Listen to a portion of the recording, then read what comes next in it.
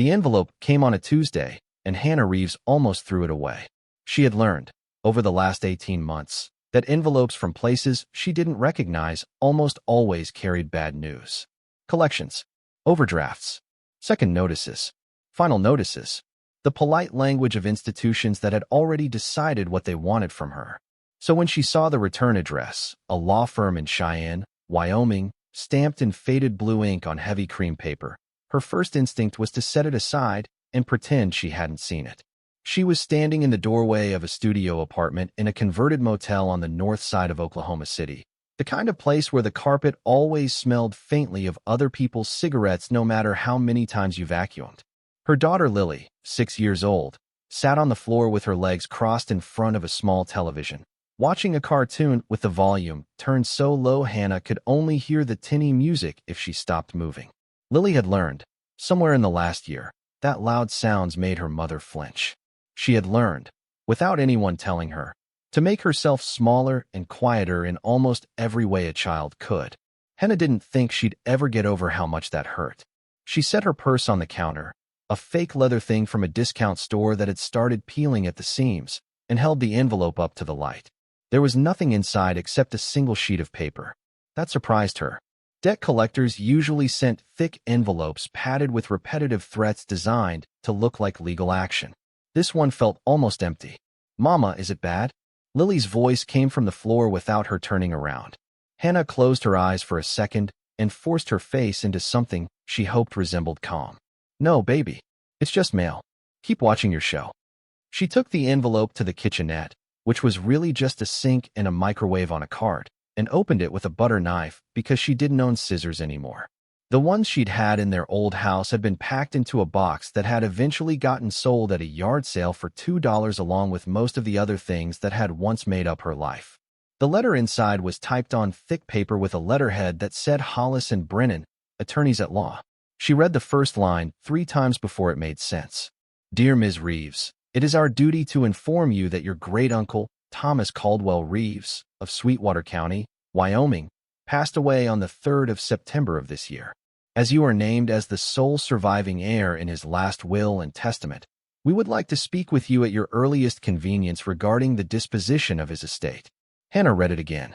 Then she sat down on the linoleum floor with her back against the cabinet, and she did not cry, because she had forgotten how, but she held the letter in her lap for a long time and tried to remember the face of a man she hadn't seen since she was 9 years old. Her great-uncle Tom. She had only met him once.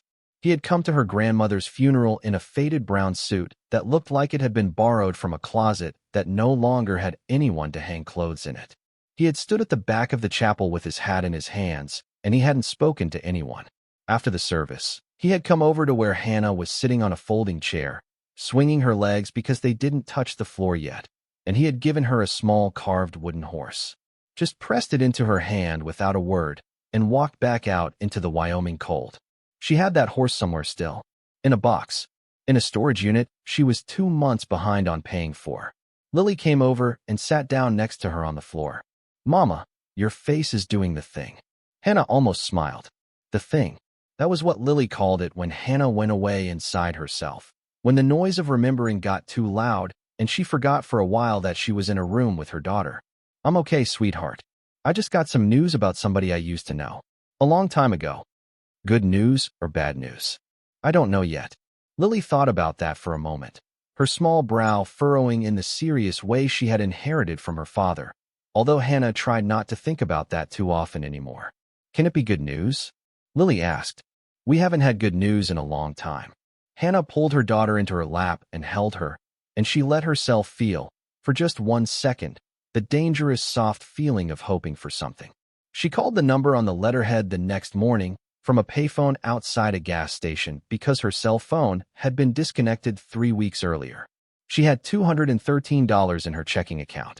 She had a car that ran most of the time but made a knocking sound when she took it over 50 miles an hour.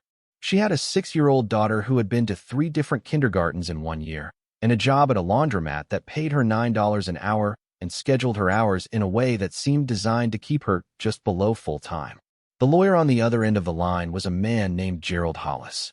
He sounded old and tired in the way that certain Western lawyers sounded, like they had spent too many years watching people lose things to be excited about helping them find things again. "Ms. Reeves," he said, "I'll be straight with you. Your great-uncle left you his property in Sweetwater County. It's a ranch, about 1,100 acres. Hannah had to lean against the payphone to keep standing. 1,100 acres? Now, I don't want you thinking this is a windfall, he said quickly, in the tone of a man who had given this speech before. The property has a few problems. It hasn't been worked in close to 15 years. The house is in bad shape. There's back taxes owed, about $4,000, though Thomas made a small payment before he passed that should buy you a little time. And there's the matter of the offer. The offer? Yes, ma'am. There's a gentleman named Garrett Voss, runs a cattle operation that borders the property, has been trying to buy the land from your great-uncle for the better part of a decade. Thomas always refused him. Mr. Voss has already contacted our office in anticipation of the change in ownership. He's offering $40,000 for the whole property, cash, quick close. He says he'd like to help you avoid the burden of dealing with a property in that condition. Hannah closed her eyes. $40,000. She could pay off her car. She could get an apartment with a real bedroom for Lily. She could eat 3 meals a day without counting. She could stop waking up at 3 in the morning with her chest locked tight, calculating and recalculating numbers in her head, trying to make them add up to something she could live inside. "Mr. Hollis," she said slowly, "can I ask you a question?" "Of course. Is that a good price?" There was a long pause on the other end of the line. "Ms. Reeves," he said finally, "I am not in a position to advise you on the market value of the property, and I am legally required to be neutral in this matter. But I will tell you this. If the land were in good condition and had a serious buyer with no particular agenda, an honest appraisal might come in somewhat higher than what Mr. Voss is offering.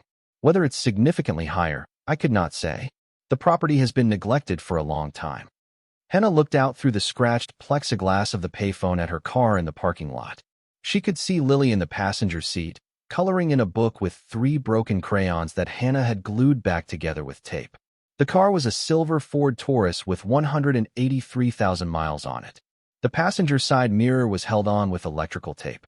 The check engine light had been on for so long Hannah had forgotten what the dashboard looked like without it. "I want to see it first," she said.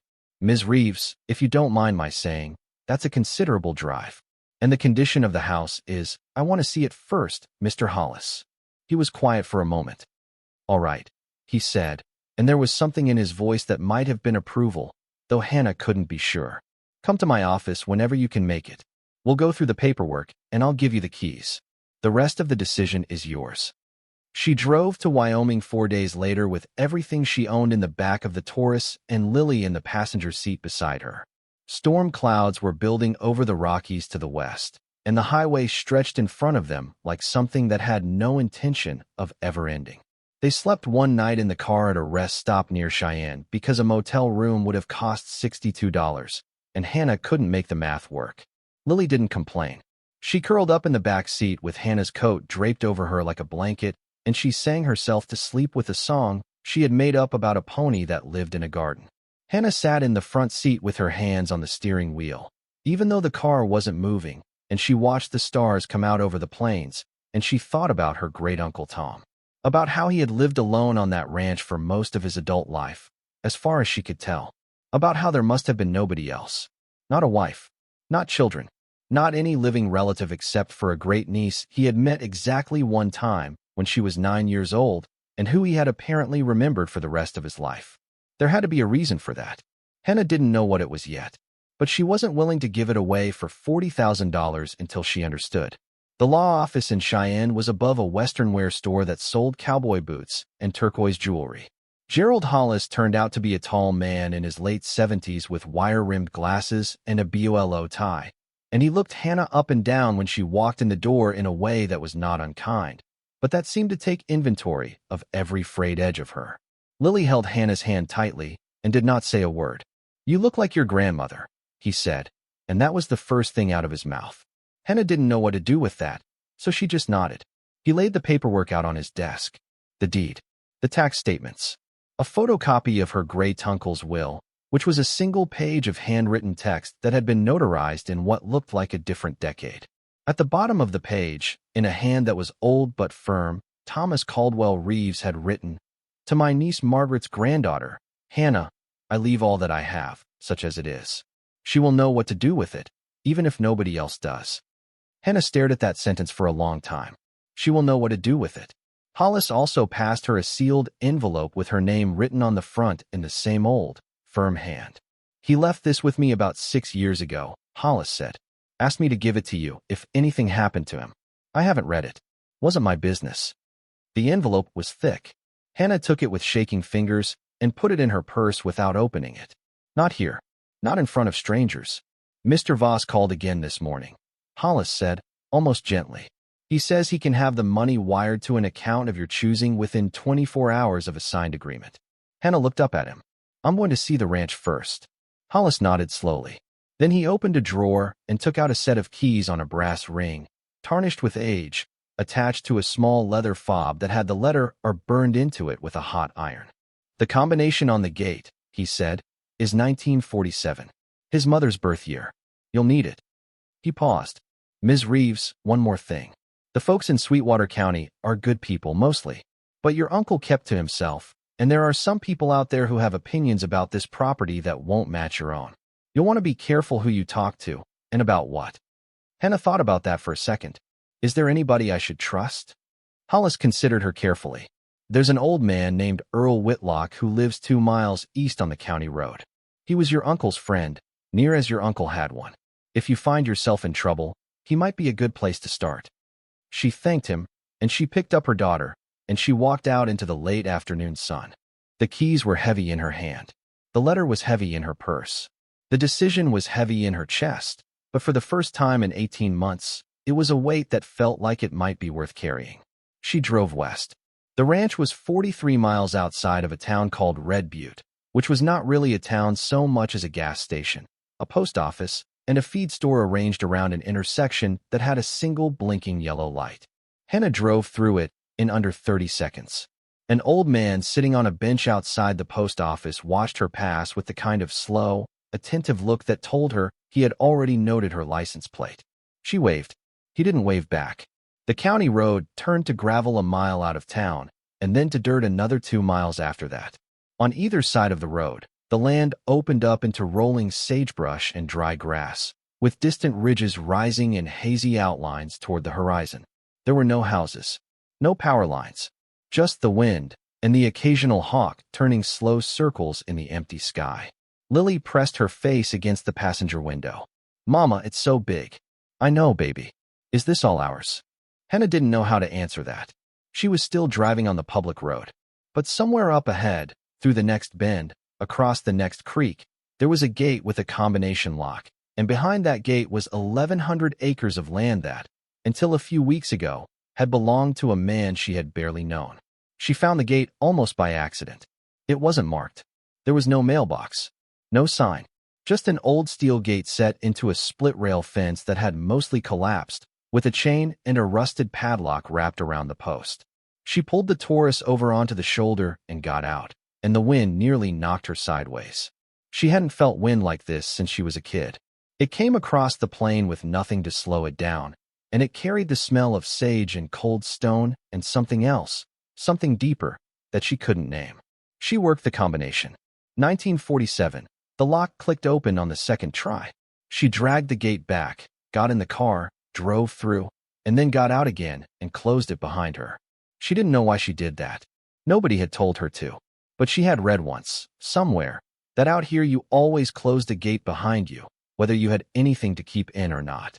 It was the rule of a country where what belonged to you and what you did with it were not always the same thing. The driveway ran for nearly half a mile through sloping pasture before the house came into view. And when it did, Hannah stopped the car. The ranch house sat at the crest of a long, low rise, with a stand of cottonwoods behind it and a weather-broken barn off to one side. It had once been white, but the paint had peeled away in long strips, leaving the wood underneath a silver gray the color of old bone. The roof sagged on the east side. One of the windows on the front porch was boarded up. The porch itself ran the length of the house and leaned forward slightly, like a man who had been waiting so long for someone to arrive that he had almost fallen asleep in the process of standing up. Behind the house, beyond the cottonwoods, The land fell away into a wide, shallow basin of grassland, and then rose again into a ridge of red rock that caught the afternoon light and held it like something precious. It was, without any exaggeration, the most beautiful place Hannah had ever seen. It was also, without any exaggeration, falling down. "Mama," Lily whispered, "is this our house?" Hannah didn't answer right away. She couldn't. She was trying not to let her daughter see that her eyes had filled up. "Yes, baby," she said finally. "I think it is." They got out of the car together. Hannah carried Lily up the warped steps of the porch because she didn't trust the boards to hold both of them at once, and she set her down on the slab in front of the door. The key turned in the lock with surprising ease, like it had been waiting for her. The door swung open. The air that came out of the house was cool and dry and smelled of wood smoke and old cedar and something faintly herbal, maybe sage that had been hung somewhere and left to cure for too long. It wasn't the smell of abandonment. It wasn't mildew or rot or the wet rust of a place that had given up. It was the smell of a house that had been lived in by one person for a long time and then had simply stopped, like a clock that had wound down without anyone to wind it back up. Hannah stepped inside. The front room was small and square, with a stone fireplace at one end and a long oak table under a window at the other.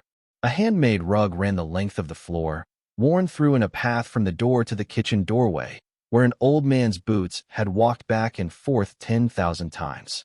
Against one wall stood a bookshelf that went from floor to ceiling, filled so densely with hardcover books that not a single spine was out of place. Hannah's eyes passed over it, noted it, and moved on, but something about the shelves would come back to her later in a way she could not have predicted. There was a kitchen with a cast-iron stove that had to be 100 years old, although there was also a newer gas range next to it that looked like it had been installed in the 70s and never upgraded since.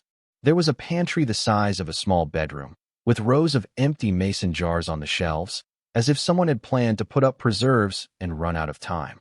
There were 2 bedrooms, one large, one small. The small one had clearly been a child's room at some point. There was a narrow bed with a quilt folded neatly at the foot, and a dresser painted pale blue, and a shelf with 3 small wooden toys on it. A horse, a fox, a bird with its wings half spread. Hannah stood in that doorway, and she felt the hair rise on the back of her neck. Her great-uncle had lived alone. Hollis had said so. The whole county knew it. So whose room was this?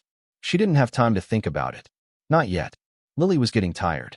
The sun was going down, and they needed to find a way to spend the night in a house that hadn't held a living person in almost a year, with a roof that might or might not hold if the wind picked up. She set up camp in the front room, in front of the fireplace, because the bedrooms felt too quiet and too full of somebody else's life. She spread out the sleeping bag she had bought with the last of her tax refunds 6 months ago at a going-out-of-business sale. She heated up 2 cans of soup on the camping stove she had pulled from the trunk, which she'd kept since the time they'd had to sleep in the car outside the hospital after Lily's ear infection. She wiped down the oak table with a rag and a bottle of water, and she served Lily her dinner like it was a meal at a restaurant, and Lily laughed, and for a moment the house laughed with them. It was the first time Hannah had heard her daughter laugh like that in a long time. After Lily fell asleep, Hannah sat on the front porch with her back against the doorframe, and she watched the stars come out. There were so many stars. In Oklahoma City, she had forgotten that there were this many. She sat and she looked up until her neck ached, and she thought about her great-uncle Tom, who had probably sat on this same porch for decades looking at this same sky, and she wondered what a man did with his life out here when there was no one left to share it with. Then she remembered the letter. She went back inside and retrieved it from her purse, and she brought it back to the porch and sat down under the single yellow porch light that still worked. She slit the envelope open with her thumbnail.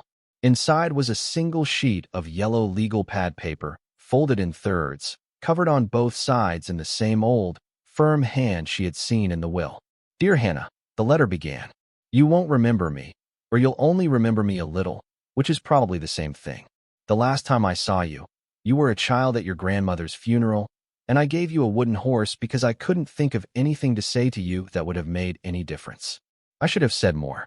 I should have stayed in touch. Your grandmother Margaret was my sister, and I loved her, and I failed her in a particular way that's not important to you right now. After she died, I told myself I'd write you. I didn't. Years passed. It got harder, not easier, the way some things do. By the time I could have written to you as an adult, I didn't know where you were, and I was too proud or too tired or too ashamed to go looking. The truth is probably all three. I've been watching you from a distance, though, Hannah. As much as an old man can watch anyone from the end of a dirt road in Wyoming. I had Gerald Hollis keep track of you through one of those internet services. I know you got married. I know you had a little girl. I know things went bad for you a couple of years ago, and I know you've been holding on by your fingernails ever since. I'm sorry I wasn't a better great-uncle. I'm sorry I never picked up the phone.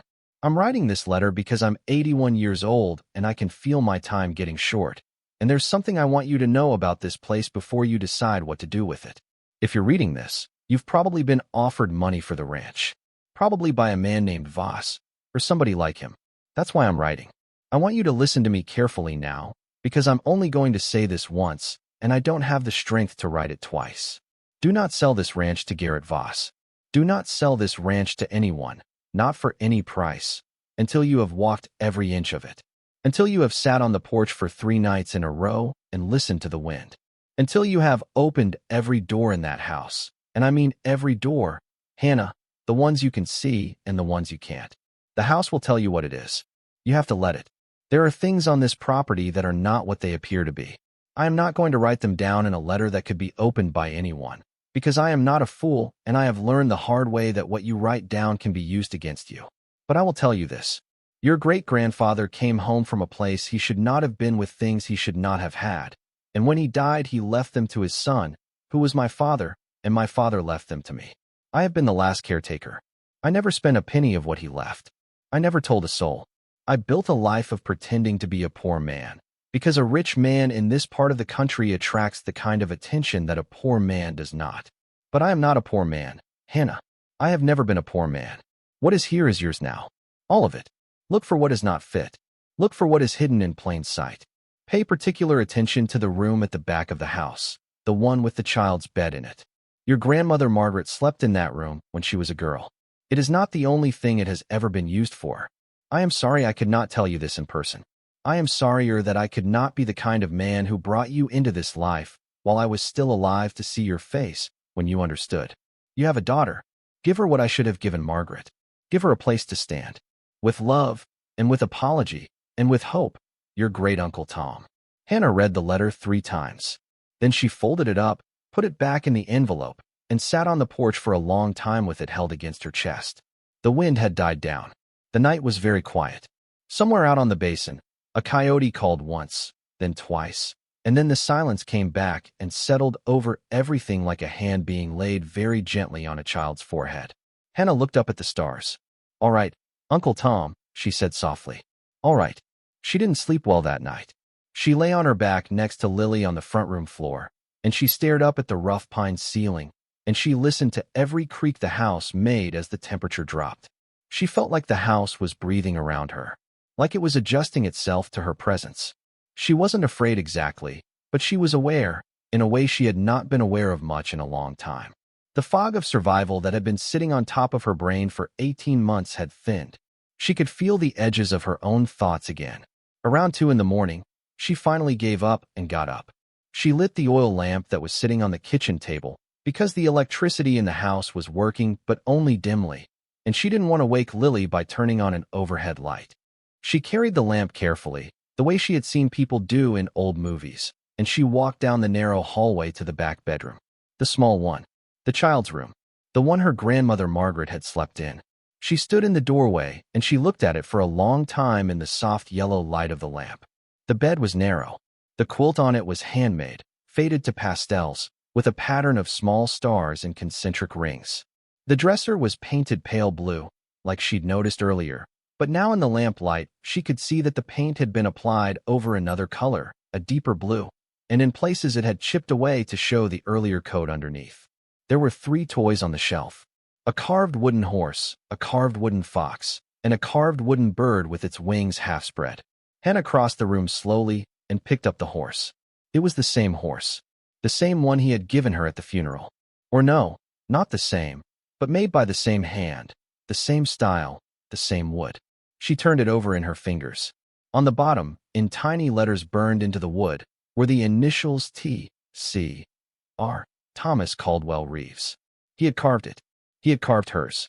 She set the horse back on the shelf very carefully, the way you set down something that has turned out to be much older than you realized. Then she looked around the room again. And this time she looked at it the way Uncle Tom's letter had told her to look. The way a person looks at a place when they have been told that not everything in it is what it appears to be. The floor was wide planks of pine, dark with age, polished by decades of small feet and larger feet crossing over them. There was a rag rug in the center of the room, round, braided in fading reds and blues and yellows. The walls were plastered, painted off-white. There were 2 windows, one facing north, one facing east, both hung with simple curtains made of flour sack cotton.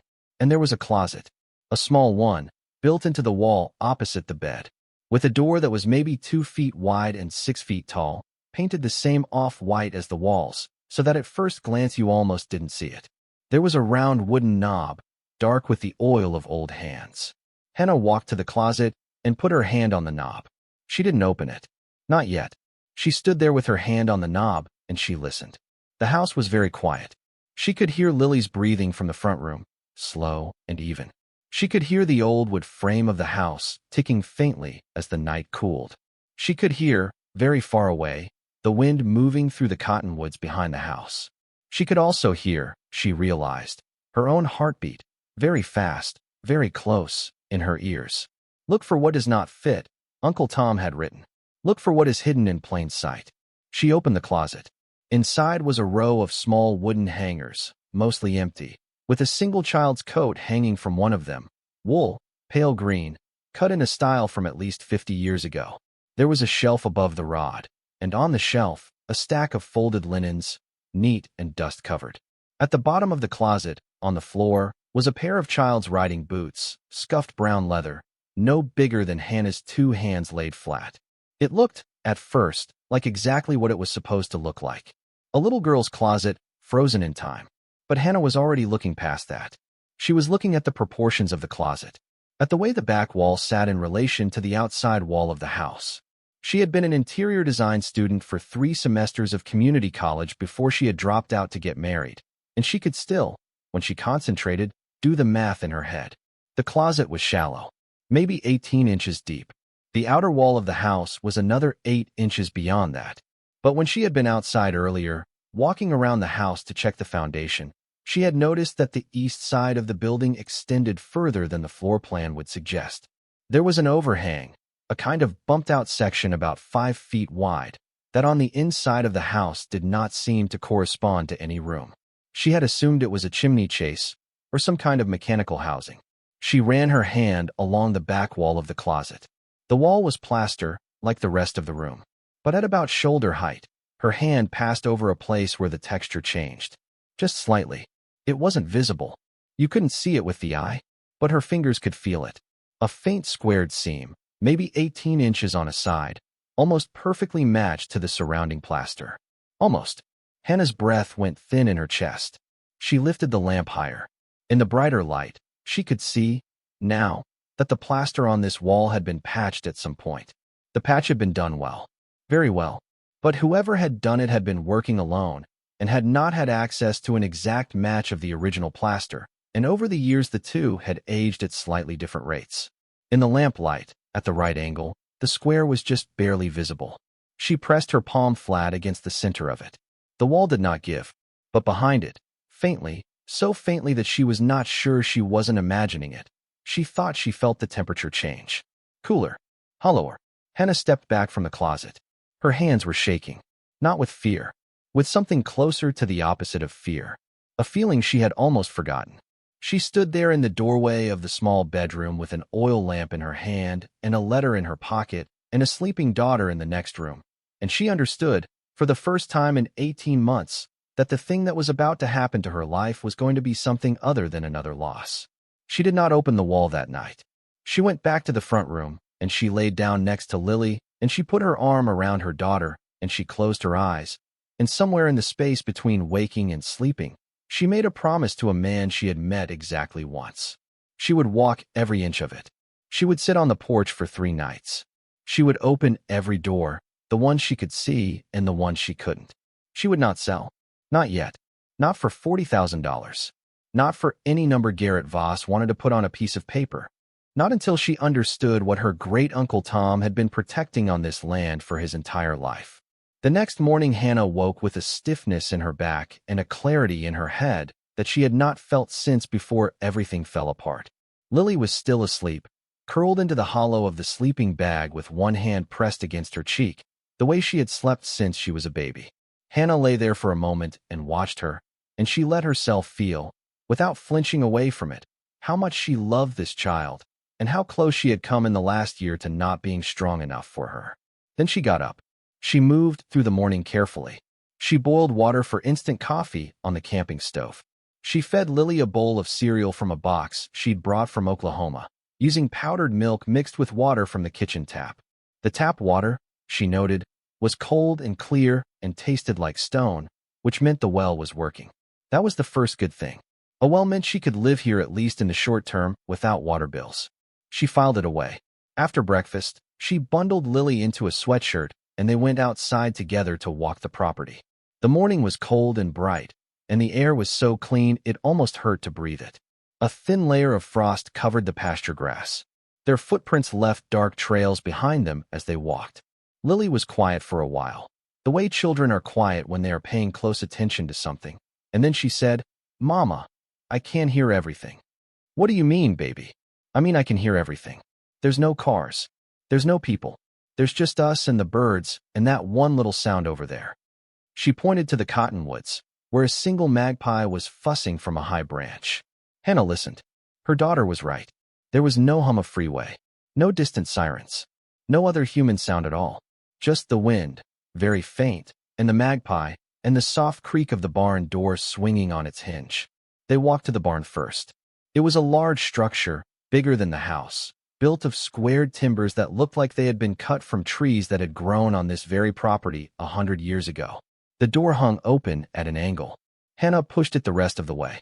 Inside, the barn was mostly empty, but it was not empty of meaning. The floor was swept clean. The stalls, 6 of them, were in good repair. A workbench ran along one wall, with tools hung above it in precise order, each one on its own peg, each peg marked with the painted outline of the tool that belonged there. Her great-uncle had been meticulous. There were no cobwebs in the corners. There was no dust on the workbench. This barn had been maintained up until very recently. Until, in fact, Hannah thought, a matter of weeks ago.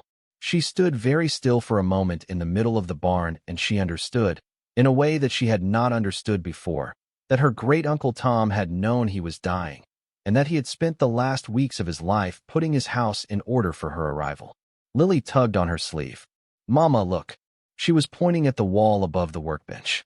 Hannah followed her finger, and there, nailed to the wall in a simple wooden frame, was a photograph. It was black and white, taken a long time ago, judging from the clothing of the 2 people in it. A man and a young girl. The man was tall and thin, in overalls, with a battered hat pushed back on his head. The girl was maybe 8 years old. She was sitting on a fence rail, her boots dangling, her hair in 2 long braids, and she was laughing at something the man had just said. The man wasn't quite laughing, but his mouth was curved upward in a way that suggested he had been the one to make the joke. The girl was her grandmother Margaret. The man was her great-uncle Tom, younger, maybe in his 20s. Hannah stared at the picture for a long time. On the bottom edge of the frame, in pencil, was a date. "Is that Grandma?" Lily asked. "Yes, baby. That's Grandma when she was little." "Who's the man?" "That's the man who gave us this house." Lily was quiet for a moment, considering. "He looks nice. I think he was, sweetheart. I think he was trying to be." They walked the rest of the property that morning. They walked down to the creek that ran along the southern edge of the basin, a thin ribbon of cold water bordered by willows. They walked up to the ridge of red rock at the back of the property, which was further than it looked and took almost an hour to climb. From the top, they could see the entire ranch laid out below them like a map. The house and the barn. The pastures, rolling gold and brown. The line of the county road, and beyond it, the larger holding of Garrett Voss, fences running in straight industrial lines, cattle clustered in one corner like pieces on a board. 1,100 acres. It was more land than Hannah had ever been responsible for in her life. More than she had ever stood on. More than she could fully take in even from the top of the ridge. At one point, Walking along the fence line near the cottonwoods, Hannah noticed something odd. A short section of barbed wire fence, maybe 20 feet long, that had been replaced with newer wire. The rest of the fence was ancient, but this one section was bright and stiff and couldn't have been more than a year or two old. She stopped and looked at it. On the other side of the wire, on the ground, was a clear set of truck tire tracks. Fresh, days old at most. They came up to the fence, turned around in a tight circle, and went back out the way they had come. Somebody had been onto the property recently. Somebody who was not her great-uncle Tom. She stood there in the cold morning light with her daughter beside her and the wind moving across the basin. And for the first time since she had opened the letter from the law firm in Cheyenne, Hannah felt a small cold knot tighten somewhere under her ribs. She filed that away, too. They walked back to the house. Hannah kept Lily close. She didn't mention the tire tracks. She didn't mention the feeling that had come over her at the fence. But as they came up the slope toward the porch, she found herself scanning the horizon in a way she hadn't scanned anything in a long time. The way her father had scanned a parking lot when she was a child. The way a person scans a place when they are starting to suspect that they might not be alone in it. They were nearly at the house when she saw the truck. It was parked at the end of the long driveway, up by the county gate. A dark green pickup, idling, with its headlights off. A man was standing beside it, leaning against the driver's door, with his arms crossed. He was too far away for her to see his face, but she could see that he was watching the house, and that he had been watching the house for some time, and that he was in no particular hurry to come any closer or to leave. Hannah picked Lily up and carried her the last 100 yards to the porch. She went inside. She closed the door. She turned the old iron latch, which was the only lock on the door, and she went to the window, and she looked out from behind the curtain. The truck sat at the gate for another full minute. Then it pulled a slow three-point turn and drove back out toward the county road, and it was gone. Hannah stood at the window for a long time after it had disappeared. Her heart was beating hard and slow. Lily was pressed against her leg, sensing the shift in her mother, but not saying anything. "Mama, who was that?" "I don't know yet, baby." She looked down at her daughter. She looked around the old front room, at the stone fireplace, and the rug worn through in a path, and the bookshelf that rose floor to ceiling against the far wall. She looked at the bookshelf for a long time. There was something about it, now that she was looking at it with clearer eyes, that did not seem quite right. Something about the way the shelves were built. Something about the spacing of the books. Something she couldn't quite place, the way you can't quite place the smell of a dish your grandmother used to cook, until somebody else says the name of the spice, and suddenly you know. She didn't go to it yet. Not yet. She had said she would walk every inch. She had said she would sit on the porch 3 nights.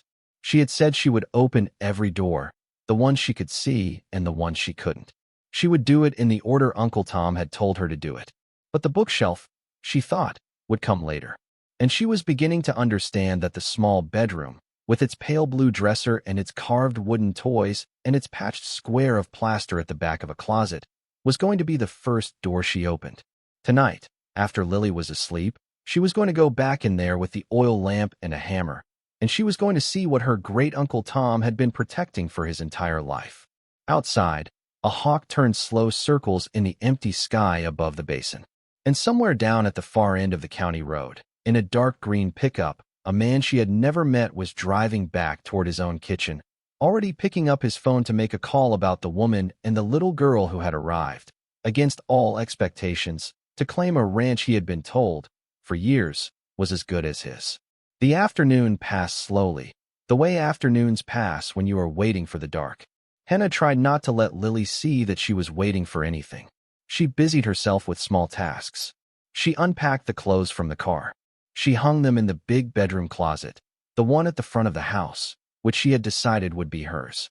She made the old brass bed up with sheets she had brought from the apartment. She swept the kitchen floor. She washed the single frying pan she found in the pantry and put it on the stove. She sat at the oak table with Lily and they drew pictures together with the crayons, and Hannah let her daughter pick which wall to hang them on, and Lily chose the wall next to the fireplace, and Hannah taped them up with masking tape she'd found in a drawer. All the while, she was thinking about the square of plaster at the back of the small bedroom closet. She didn't go near it. She didn't want Lily to see her go near it. She wanted to walk into that room with intention, not curiosity, and she did not want her 6-year-old daughter to watch her mother break open a wall in her own house because of a letter from a dead man. So she waited. Around 4 in the afternoon, there was a knock at the front door. Hannah froze. Lily looked up from her drawing, wide-eyed. Hannah put a finger to her lips, and her daughter nodded once, understanding. Hannah crossed the room slowly and stood just to the side of the door, not directly in front of it, the way she had learned to stand during the bad year with Lily's father when knocks at the door were not always good news. "Who is it?" A voice came through the door, old and dry and calm. "Name's Earl Whitlock, ma'am. Gerald Hollis said I might come by and introduce myself. I've got a plate of something from my wife, and I swear that's the only reason I'm on your porch." Hannah closed her eyes for a moment. Earl Whitlock, the old man Hollis had said to trust. She opened the door. The man on the porch was maybe 75 years old, with a face that had been in the sun for most of those years. He had on a canvas jacket the color of winter sage, worn through at the elbows, and a hat that he took off when she opened the door, holding it in his hands in front of him the way men of a certain generation still did. In his other hand was a covered plate wrapped in a dish towel. "My wife, Marjorie, made a meatloaf," he said. "She said a woman and a child coming to a cold house on their first night deserved a hot supper. I told her you probably didn't want strangers at your door. She told me I was an idiot and to get out of the kitchen. So here I am."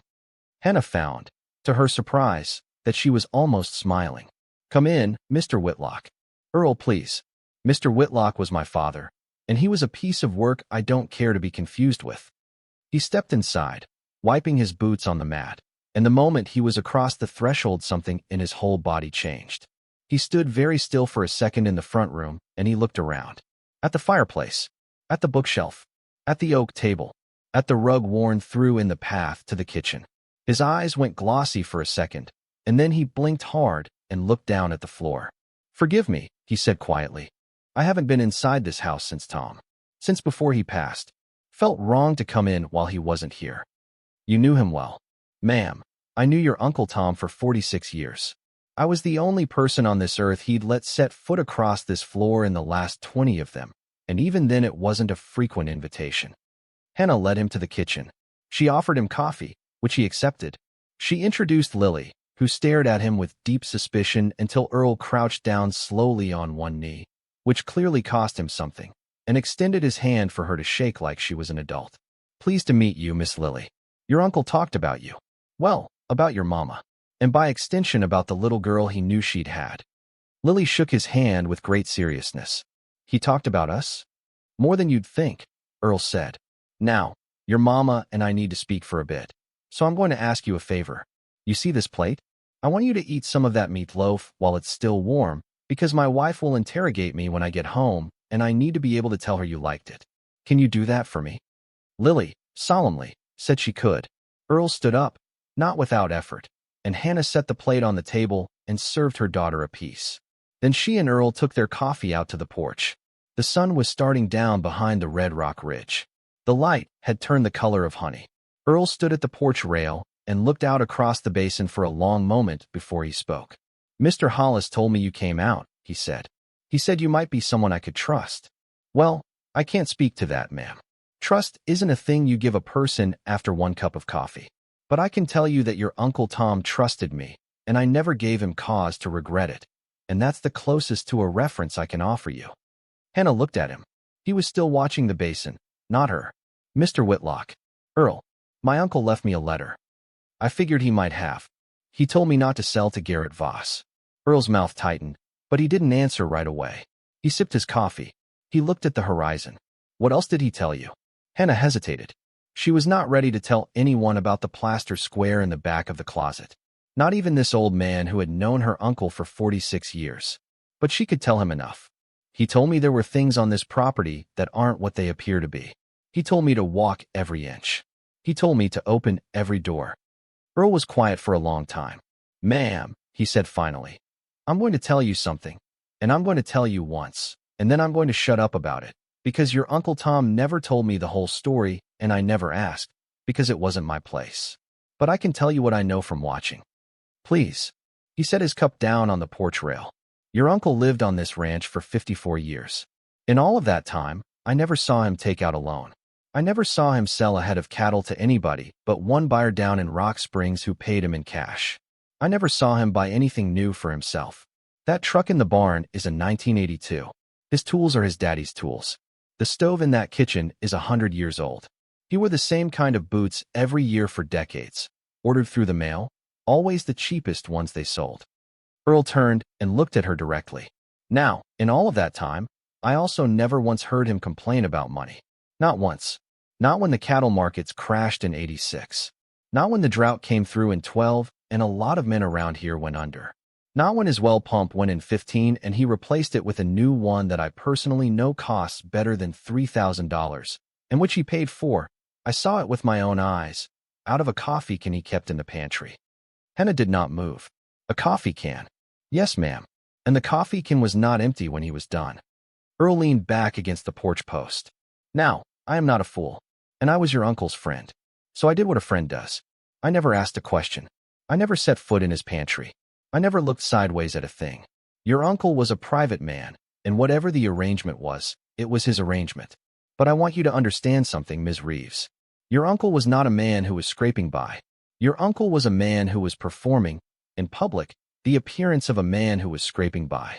And he had been performing it for so long that I believe it had become a kind of second skin for him. By the end, I don't think he could have stopped if he tried. Why would he do that? Earl looked out at the basin again. Ma'am, in this part of the country, a man with money who everybody can see has money is a man with a target on him. Your uncle learned that young, I believe, from his own father. I think whatever he had, he didn't earn it in the usual way, and he was afraid of what would happen if people knew it was here. I think he spent his whole life standing guard over something he could not bring himself to use and could not bring himself to throw away. Hannah felt her throat get tight. He said in his letter that his father, my great-grandfather, came home from a place he shouldn't have been with things he shouldn't have had. Earl's eyes went sharp. He wrote that down? Just that. No specifics. Earl exhaled slowly. Ms. Reeves, I do not know the specifics either. But I know this.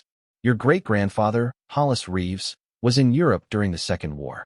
He came home in 1946. He was a quiet man by all accounts. But he came home with enough money to buy this ranch free and clear in a year when most men in this county were still working off their mortgages from before Pearl Harbor. He never explained it. He never spent much of it that anybody ever saw. He lived out here, and he raised 2 children, and he died of a stroke in 1971. His son, your Uncle Tom, inherited the place. And Tom lived exactly the way his father had lived. Quiet, careful, poor in appearance. My grandmother Margaret. Your grandmother got out, went east, went to school, married your grandfather, and she never came back, Ms. Reeves, not to visit, not for Christmas, not for anything. And I do not know why, but I can tell you it was a grief that your Uncle Tom carried for the rest of his life. He mentioned her maybe twice in 46 years. Both times his eyes got wet. Hannah was quiet for a long time. Earl, why did my uncle leave this to me? Earl looked at her, and for the first time since he had arrived, his face softened into something like a smile. Ma'am, I don't know the answer to that. But I can tell you that about 3 years ago, I was out here drinking coffee with him on this exact porch, and he said something I never forgot. He said, Earl, my sister had 1 granddaughter, and I have been watching her from a distance, and she has gotten herself into a life that is trying to break her. If I could put $1 of what I have in her hand, I would. But I can't. $1 would disappear into the hole she is standing in. I'd have to give her the whole thing at once and hope she is the kind of person my sister was, who could carry it. Earl paused, and then he said, Earl, I think she is. I think she's going to be the one who finally makes it mean something. Hannah put her coffee down on the porch rail. Her hand was shaking. He said that. He did, ma'am. The sun dropped behind the ridge. The light on the basin turned from honey to the color of old bronze. Neither of them spoke for a long time. Then Earl cleared his throat. One more thing, and then I'll go. Garrett Voss was here yesterday morning, before you arrived. Hannah's head came up. How do you know that? Because he drove past my place on the way here and on the way back, and I know his truck. He sat at your gate for about 10 minutes. He did not try to come in. I believe he was taking a look at the property, probably figuring out what he was about to own.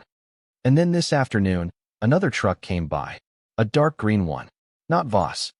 Earl's face darkened. Dark green. Newer model. Yes.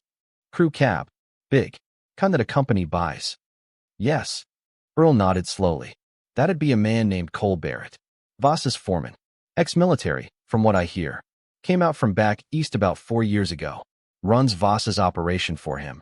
And also handles, let's say, the quieter parts of Voss's business. Ms. Reeves, I don't want to alarm you. But the fact that Cole Barrett was at your gate within 24 hours of you arriving tells me something. Tells you what? Tells me Garrett Voss is already nervous. And a nervous man with Voss's kind of money is a man who makes bad decisions. Hannah looked out across the darkening basin. Somewhere, very far away, a pair of headlights moved along the county road, slow as a moon rising over a distant sea. Earl, she said, if I needed help, if I needed somebody who knew this land and who my uncle trusted, would you be willing? He didn't answer right away. He looked at her for a long moment, and in his old weathered face, there was something careful, something that was weighing her, measuring her in a way that was not unkind, but that was not going to be fooled. Ma'am, he said, you strike me as your grandmother's granddaughter. I will help you for that reason alone. But I want you to understand something. If you are going to stand on this property and tell Garrett Voss no, you are going to need to mean it. You are going to need to mean it with your whole chest. Because he will come at you. Not with fists. With lawyers. With banks. With friendly visits from men who smile while they tell you what you cannot do. He is a patient man, and he is used to winning. And your uncle, God rest him, was the only person in 30 years who ever told Garrett Voss no and made it stick, and it cost your uncle a kind of solitude that I watched eat him alive from the inside out. I understand. Do you? Hannah turned to him. Earl, I have spent the last 18 months losing every single thing a person can lose. My marriage, my house, my savings, my job, my dignity on some days, my ability to sleep at night. I have been a woman who could not afford to say no to anyone about anything, because the cost of no was always higher than the cost of yes, and I learned to eat the cost of yes a little at a time. She looked at him directly. This is the first thing in a very long time that I am going to be able to say no to, and I am going to say it. Earl looked at her for another second. Then, slowly, he touched the brim of his hat. All right, Ms. Reeves. All right then. You have my number on a slip of paper in the kitchen. I left it under the plate. You call me if anything, day or night. And I mean anything. He walked down the porch steps. At the bottom, he paused and turned back. Your uncle was a good man, ma'am. He was not a perfect one, but he tried to do right by you, in the only way he knew how. Don't you go thinking you owe him anything for it, because he wouldn't want that. Just use it well. That's all he wanted. Use it well. And then he walked to his truck, an old Chevy even older than her Taurus, and he drove off down the long dirt driveway, and his taillights faded into the dusk like a pair of eyes closing. Hannah stood on the porch for a long time after he left. Inside, she could hear Lily humming quietly to herself at the kitchen table. She was going to open the wall tonight. She got Lily ready for bed at 8, which was earlier than usual, but Lily didn't protest. She was tired from the day, from the wind, from the walk up the ridge. She brushed her teeth with bottled water at the kitchen sink, and Hannah helped her into pajamas, and they lay down together on the sleeping bags in the front room by the fire that Hannah had built in the stone fireplace. It was a good fire. Hannah had built fires since she was a child in Texas with her grandmother. She knew how to lay the kindling, how to set the logs so that the draft worked properly. She had found a stack of seasoned split wood on the back porch, enough for a week of nights, and she had brought in an armload, and she had built the first fire this house had seen in over a year. The fire threw soft orange light against the walls. The bookshelf glowed. The rug glowed. Lily fell asleep inside of 20 minutes, her cheek pressed against Hannah's arm, her breathing slow and warm. Hannah waited another half hour to be sure. Then she got up very carefully, without waking her daughter, and she went to work. She took the oil lamp. She took a flashlight from her camping box. She took a claw hammer from the tool wall in the barn, which she had visited quietly with Lily earlier in the day, under the pretense of exploring, but really to find the tools she was going to need. She took a small pry bar. She took a utility knife. She took a pair of work gloves she had found in a pantry drawer, old leather ones, sized for a man's hand, but close enough. She carried all of it down the hallway to the small bedroom, and she closed the door behind her, softly, so that the sound would not travel. She stood in the doorway again, and she looked at the room. Her grandmother Margaret had slept in this room as a girl. Her great-uncle Tom had kept this room exactly as it was for 60 years after Margaret left. He had carved 3 wooden toys for the shelf: a horse, a fox, a bird with its wings half spread. Hannah thought about the horse he had given her at her grandmother's funeral. She thought about how he had put it into her hand without a word, a child who had just lost her own grandmother, from a man who had lost his sister a long time ago and had never stopped grieving her. She thought about how, on some level, he must have been giving the horse to Margaret again, through the only family Margaret had left. She put her hand on the closet door. She opened it. The closet looked exactly as it had the night before. The child's coat, the folded linens, the small brown riding boots. Hannah moved the hangers aside. She set the coat gently on the bed behind her. She took the linens off the shelf and set them on the dresser. She set the boots on the floor outside the closet. Then she stepped inside the closet with the oil lamp. She looked at the back wall. In the lamplight, the faint patched square was visible again, 18 inches on a side, shoulder height, right in the middle of the back wall. It had been done with such care that in ordinary light, in ordinary inspection, it would have passed for nothing. But tonight, with the lamp at the right angle, and with Hannah knowing what she was looking for, it was clear. She set the lamp down on the closet floor. She put on the gloves. She took the utility knife and she scored a line along the outer edge of the patch. The plaster parted easily. It was thin, thinner than the rest of the wall. She could tell just by the way the blade went in. Whoever had patched this had used a thin layer over something else, something that was not plaster underneath. She worked the blade all the way around the square.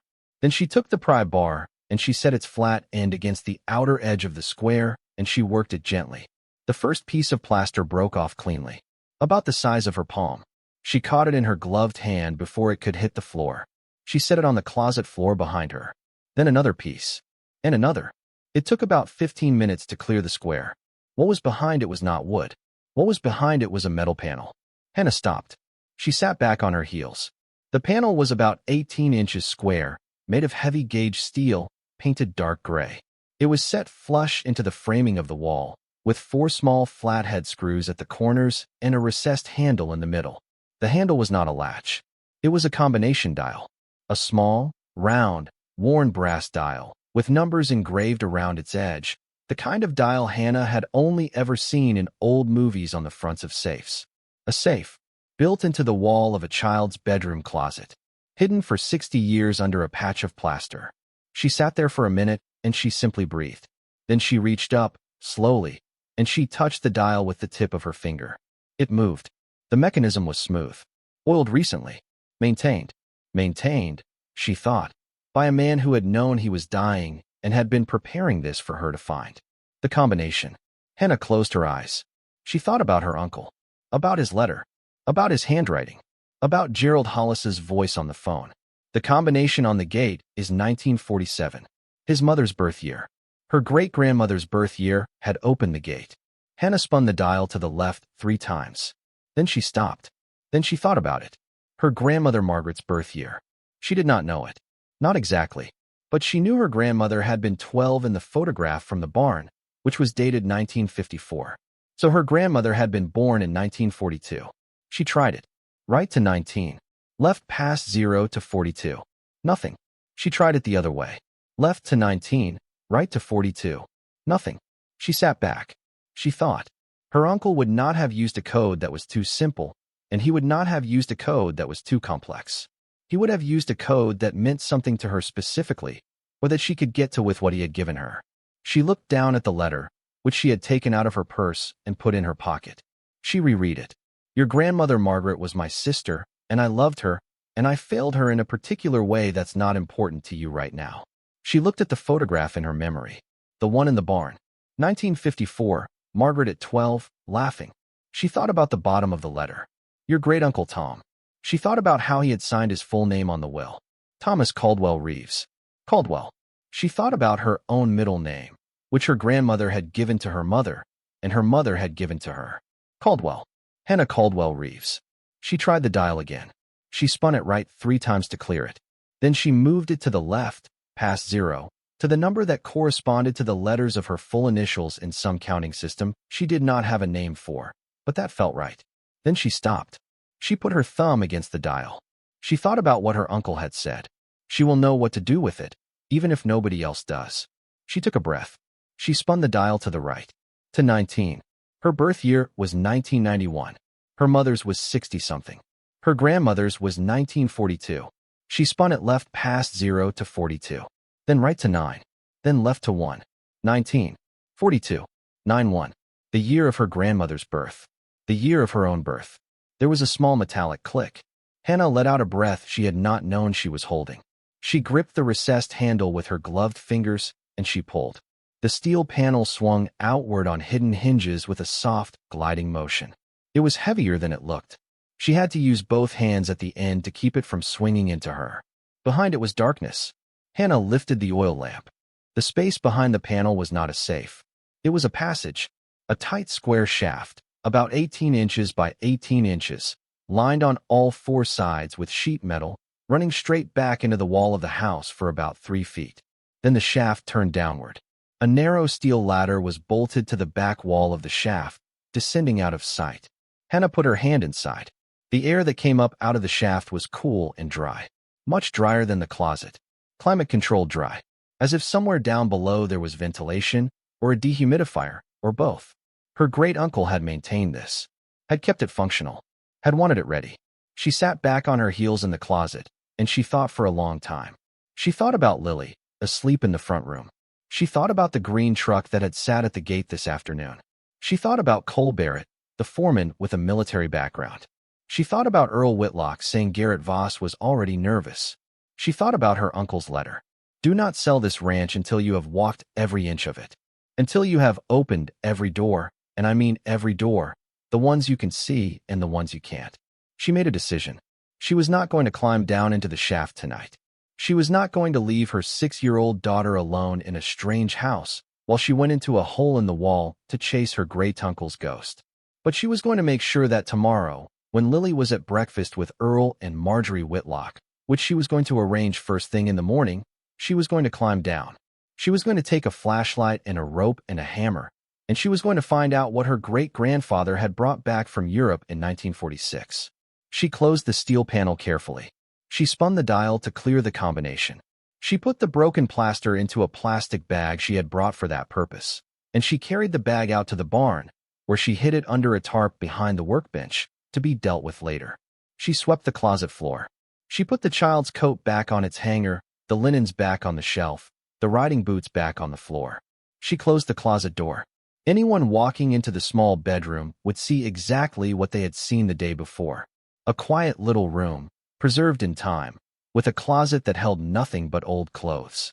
She went back to the front room. Lily was still asleep. Hannah lay down beside her and pulled the sleeping bag up to her chin, and she watched the fire burn down to embers, and she did not sleep for a very long time. She lay there with her heart beating steady and slow, and she thought about a man in a dark green truck, and a foreman with a military background, and an old friend on a porch, and a great-uncle she had met exactly once in her life, and a grandmother in 2 braids sitting on a fence rail in 1954. Finally, she slept. She dreamed of her grandmother's voice, calling her by a name she had not been called since she was very small, say, "Hannah, baby, go look. Go see what he kept for you." In the morning, Hannah drove Lily the 2 miles east on the county road to Earl and Marjorie Whitlock's place. Marjorie turned out to be a small, round woman with white hair and very sharp eyes, and she took one look at Lily and another at Hannah, and she said, "You let this child eat pancakes at my kitchen table for a couple of hours while you go do whatever it is you need to do. I don't need to know what it is. Earl and I will be here, and she will be fine." Hannah hesitated. "Mrs. Whitlock, Marjorie, and honey, I raised 4 children and 9 grandchildren, and I can tell by looking at you that you haven't had a soul to trust your little girl with in longer than you can remember. You go do your errand. We have a television and a hen house and about 6 dozen books in this house, and I promise you we will keep her occupied." Hannah, against everything 18 months of survival had taught her, accepted. She kissed Lily on the forehead. She told her she would be back by lunch. She drove away with her hands gripping the steering wheel so hard her knuckles were white, because leaving her daughter with anyone, even kind people, felt physically wrong in a way she could not easily put into words. But it was the right call. She knew it was.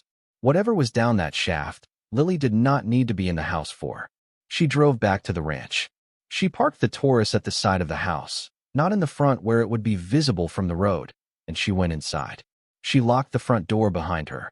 She went to the kitchen and she got the rope she had brought from the barn, a coil of old manila line about 20 feet long that looked older than she was, but tested strong when she yanked on it. She got the flashlight. She got a second flashlight as a backup, because she had read once, in an old outdoor magazine of her father's when she was a child, that you never went underground without two sources of light. She got the hammer.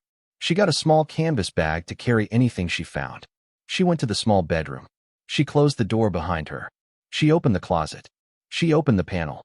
She tied one end of the rope around the leg of the heavy oak dresser in the bedroom, which she had tested for stability the night before, and she ran the other end into the shaft, so that if the ladder failed, she would have something to haul herself up on.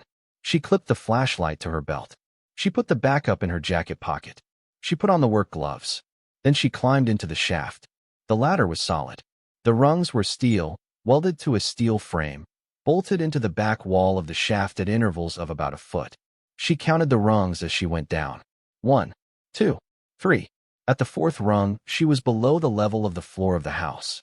At the 7th rung, she felt the air change. It got colder, drier, more still. She kept going. At the 14th rung, her foot found the floor. She stepped off the ladder. She unclipped the flashlight from her belt, and she held it up. She was standing in a room. It was not a large room, about 10 feet by 12. The walls were poured concrete. The floor was poured concrete. The ceiling was low, maybe 7 feet. There was a small ventilation grill high on one wall, which explained the air circulation. There was a single electrical outlet, which was wired to what looked like a small battery bank in the corner, which in turn was wired to a solar panel input that Hannah could see a cable running up and out of the ceiling toward, presumably, somewhere on the roof of the house. Her great-uncle had built a solar-powered climate-controlled bunker under the house. Or, more likely, her great-grandfather had built it in 1946, and her great-uncle had modernized it. Along 3 of the walls were shelves. Floor-to-ceiling, heavy wooden shelves, built with the same obsessive care as the bookcase in the front room. And on the shelves, Hannah's flashlight beam traveled slowly. On the shelves were boxes, wooden crates, steel footlockers, canvas bags, things in oilcloth, things wrapped in burlap, things that had been sitting in this room for a very long time without any sign of decay, because the climate had been kept exactly right. She did not touch anything yet. She walked around the room once, slowly, making a map in her head. On the back wall, opposite the ladder, was a small writing desk. An old one. Walnut, she thought, under the dust. There was a chair pulled up to it. On the desk was a leather-bound ledger, closed, with a pencil laid across it. Next to the ledger was a small wooden box the size of a cigar box. Next to the box was a framed photograph. Hannah walked to the desk. She looked at the photograph. It was a black-and-white image of a young man in a U.S. Army uniform, standing in front of what looked like a pile of rubble with a church spire visible in the background. He was maybe 25 years old. He was not smiling. He had his hand on the shoulder of a small boy, maybe 7 or 8, who stood beside him holding what looked like a piece of bread. The boy was wearing dirty clothes that were too big for him. He was looking up at the American soldier with an expression that Hannah had never seen on a child's face, and that she was not sure she wanted to see again. Written on the white border at the bottom of the photograph, in pencil, in the same old firm hand she now knew very well. Bavaria, May 1945. Joseph, her great-grandfather, and a child named Joseph. She set the photograph back down gently. She opened the ledger. The first page had a title, written in careful block letters at the top. The Record of Hollis Caldwell Reeves. Begun April 1946. An account of what I brought home and why. Hannah sat down in the chair. She sat there for a long time with the ledger open in her lap, and she read. Her flashlight beam on the page. The concrete walls around her. The shelves full of quiet, heavy things behind her. The silence of a bunker that had not been disturbed by a stranger in 79 years. She read, I was a corporal in the U.S. Army, attached to an engineering unit that was part of the effort in the spring of 1945 to clear and document sites of interest as we moved across southern Germany. In April, we came to a farmhouse outside a small village in Bavaria that had been used as a storage point by SS officers who had been trying to move materials south toward the Austrian border. The war was ending. The officers had fled. The materials remained. It was my job to inventory what we found and turn it in. In the cellar of that farmhouse, we found a great quantity of things. Most of it I turned in, as I was ordered to do. Most of it went to the collection point and was processed, and, I was told at the time, would be returned to the people it had been taken from, or to their heirs. Whether that happened, I do not know. I have reason to believe that in a great many cases it did not. But one room in that cellar was hidden behind a false wall. I was the one who found it, because of the way the plaster did not match. A boy was hiding in that room. His name was Joseph. He was 8 years old. His family had been killed 2 months before. He had been put in that hiding place by a woman, who was his aunt, who had then been arrested and had not returned. He had been alone in the dark for 14 days with a jar of pickled beets and a bucket. With Joseph, in the hidden room, were 3 crates and 2 canvas bags that did not appear to be part of the general inventory of the house. They had been placed there separately. The crates were marked with names. Not the names of places. The names of families. Jewish families, as I would later confirm. The bags contained items of personal value of the kind that would have been taken from people at the moment of their deportation. Rings, watches, gold teeth, photographs, letters. I took Joseph out of that room. I fed him. I turned him over to the proper authorities, who I was told would place him with the Red Cross, and then with any surviving family. I later learned that no family was found. Joseph was sent to a displaced persons camp and from there, in 1947, to the United States, where he was placed with a family in Chicago. I wrote him twice a year for the rest of my life, and he wrote back, and we maintained that correspondence until he died in 2004. My son Thomas continued it until Joseph's children, to whom I have left nothing because they have no idea of my existence, and I have no wish to disturb them, stopped writing in 2011. I did not turn in the 3 crates. I did not turn in the 2 canvas bags. I will tell the reader of this ledger why. In the hours between finding Joseph and the arrival of my commanding officer, I read the papers that were in one of the crates. There was a list of what had been taken, from whom, and where it was intended to be sent. The list did not lead to a reclamation office. It led to a private warehouse in Zurich, Switzerland, which was controlled by a network of men, some American, some Swiss, some still German, who were already making arrangements to receive and distribute what had been taken from the dead. These were not officers of the Reich. These were businessmen. Some of them, I recognized the names. They had been doing business with American companies before the war. They intended to continue doing business with American companies after it. I understood in that moment that if I turned these crates and bags over to the proper authorities, as I was required by military law to do, there was a strong likelihood that the contents would not reach the families they had been taken from. They would reach the warehouse in Zurich. They would be laundered. They would disappear. I made a decision. I will not pretend it was a heroic one. I was 25 years old. I was tired. I was angry in a way I had no language for. I had just carried a child out of a room where he had been starving in the dark for 2 weeks. And I decided that what was in those crates and those bags belonged to the people who had been killed for it. And if I could not return it to them, because they were dead, and if I could not trust my own government to return it to their heirs, then at the very least I would not be the man who handed it over to the men who had taken it in the first place. I hid the crates and the bags in my personal effects. I brought them home on a transport ship in January 1946. I put them in a cellar I had built under my grandfather's house in Sweetwater County, Wyoming, with my own hands, in the summer of 1946, for this specific purpose. I have not touched most of what is in this room in 79 years. I am writing this ledger because I am afraid of dying without leaving an explanation. I am afraid that whoever comes after me will find these things and think they are a fortune, and will use them as a fortune, and will make my sin into their sin. This is not a fortune. This is a debt. There is money in this room. Yes, there is a great deal of money. Much of it is in the form of items that can be sold. Gold, jewels, art, rare coins. There is also, in the ledger that I keep updated, a record of every single item, who it was taken from, where they were taken, when they were killed, or what became of them. And, in the cases where I have been able to trace their descendants in the 79 years since, the current whereabouts of their heirs. I have traced 147 families. I have not contacted any of them. I have not known how to. I have been afraid. I have been a coward. I leave this ledger, and this room, and everything in it, to the person who comes after me. I beg them to be less of a coward than I have been. I beg them to do what I could not do. I beg them to return what is in this room to the people to whom it belongs. If, after returning everything that can be returned, there is still a surplus, because some families cannot be found, or because some items cannot be traced, that surplus is yours. Use it well. Use it in a way that honors the dead. I am sorry I did not do this myself. I am sorry I waited too long. Hollis Caldwell Reeves. December 1989. Below Hollis's signature, in a different handwriting, the firm Old Hand Hannah had come to know as her great-uncle Tom's, was another entry. I am Thomas Caldwell Reeves, son of Hollis, and I have maintained this record in this room since my father's death in 1971.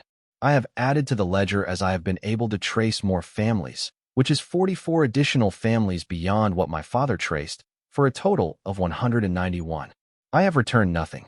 I have told no one. I have been exactly the coward my father was, and for the same reasons. I am leaving this to Hannah, Margaret's granddaughter, because she is the only family I have left, and because I have watched her from a distance, and I believe she is a person who will be able to carry this weight. I believe it because her life has already asked her to carry weights that I have never been asked to carry, and I have watched her carry them, and I have watched her carry them without losing the thing in herself that a person needs in order to do what must be done here. Hannah, if you are reading this, I am sorry. I should have done this work and spared you from it. I did not have the courage. I give you instead the chance to have the courage I did not have. I do not expect you to thank me for this. I expect you to do what I could not do. I expect you to find these families. I expect you to return what belongs to them. And I expect you to keep, for yourself and your daughter, only what you cannot return. I am trusting you to do what I was not brave enough to do. I love you, child. I am sorry I never told you that in person. Thomas Caldwell Reeves. February, this year. Hannah closed the ledger. She sat in the concrete room under her great-uncle's house with her flashlight on the desk and the photograph of a young soldier and a starving boy in front of her, and she put her face in her gloved hands, and for the first time in over a year, she cried. She cried for a long time. She cried for her great-grandfather, a 25-year-old boy who had made a decision in a cellar in Bavaria and had carried the consequences of it for the rest of his life. She cried for her great-uncle, who had taken that decision on at 26 years old when his father died and had carried it for 54 more years alone on a ranch in Wyoming, performing the role of a poor man so that no one would suspect. She cried for her grandmother Margaret, who had gotten out, who had gone east, who had never come back, and Hannah wondered for the first time if her grandmother had known. If her grandmother had known and had been unable to stay. She cried for a boy named Joseph. She cried for 191 families. Eventually, she stopped crying because there was work to do and because she was her grandmother's granddaughter. She stood up. She took the flashlight and she walked to the first shelf. She pulled down the first crate. It was heavy, heavier than she had expected. She set it on the concrete floor and she pried the lid off with the pry bar. Inside, wrapped in oilcloth that had been replaced, she could tell, relatively recently, were objects. She lifted the first one out. She unwrapped the cloth. It was a menorah. Silver. Heavy. 9 branches. The kind that a family would have lit on the first night of Hanukkah for generations. There was a small engraved plate on the base. She held the flashlight close. The letters were Hebrew. She set the menorah on the floor. She reached for the next item. She worked in that room for almost 3 hours. She did not open every crate. She did not unwrap every bundle. She did not touch the 2 canvas bags, which she knew, from the ledger, contained the most personal things and which she was not prepared yet to see. But she opened enough crates to begin to understand the scope of what was in that bunker. Candlesticks, prayer books, Torah scrolls, paintings rolled in tubes, boxes of rare coins, jewelry cases, small framed photographs of people who had been alive in 1942 and had not been alive in 1945. And, yes, in a steel footlocker at the very back, along one wall, stacks of German and Swiss currency that had long since been replaced by newer currency. And, on the shelf above it, bars of gold. 8 of them, about the size of bricks, neatly stacked. She did not count the gold. She did not need to. She understood, standing in that concrete room, that she was looking at a wealth whose monetary value was, in a sense, beside the point. The monetary value was enormous. But the monetary value was not what was in this room. What was in this room was the belongings of 191 families who had been murdered. What was in this room was the proof of what had been taken from them, and, in many cases, the only remaining proof that they had ever existed at all. Hannah stood in the middle of the bunker, and she thought. She thought about Garrett Voss, a man who wanted to buy this ranch for $40,000. She thought about Cole Barrett, sitting at her gate in a dark green truck. She thought about her daughter, eating pancakes at Marjorie Whitlock's kitchen table 2 miles east. She thought about a boy named Joseph in Bavaria in 1945. She thought about the grandmother she had barely known, who had gotten out, and who had never come back. She thought about her uncle's voice, which she had never actually heard, saying through his letter, "I believe she is a person who will be able to carry this weight." And then, very quietly, into the concrete room, she said out loud, "All right, Uncle Tom. All right." She climbed back up the ladder. She closed the panel behind her. She reset the combination. She put the plaster dust and the patched square and the tools back in the barn, in her hiding spot under the tarp. She closed the closet. She closed the small bedroom door. She walked through the house. She washed her face in the kitchen sink with cold well water that tasted like stone. She looked at herself in the small mirror over the sink. She did not look like a woman who had $200 in her checking account. She did not look like a woman who had been losing for 18 months. She looked, for the first time in a very long time, like a woman who had been handed a thing to do, and who was going to do it. She drove to the Whitlocks. She collected her daughter. She thanked Marjorie, who asked no questions. She thanked Earl, who asked no questions either, but who looked at her once, for a long moment, as she was lifting Lily into the car seat, and whatever he saw on her face made him nod, just slightly, and touch the brim of his hat. She drove back to the ranch. On the county road, about half a mile from her gate, a dark green truck was parked at the side of the road with its engine running. A man was standing beside it, leaning against the driver's door. His arms were crossed. He was watching her car approach. He did not move. He did not wave. He did not try to flag her down. He just watched. Hannah did not slow down. She did not speed up. She drove past him at exactly the speed limit, and she looked straight ahead, and she did not look at him. And in the rearview mirror, she saw his face turn to follow her car as she passed. He had a hard, handsome, military face. He had pale eyes. Lily, in the back seat, said quietly, "Mama, that man was looking at us." "I know, baby. I don't like him." "I know, baby. I don't either." They drove through the gate. Hannah got out and closed it behind her, the way you do out here, and this time she did not just run the chain through the post. This time she took the heavy lock Earl had given her that morning before she left with Lily, and she put it on the gate, and she snapped it shut. The gate to the ranch was now locked, for the first time in 54 years. She got back in the car.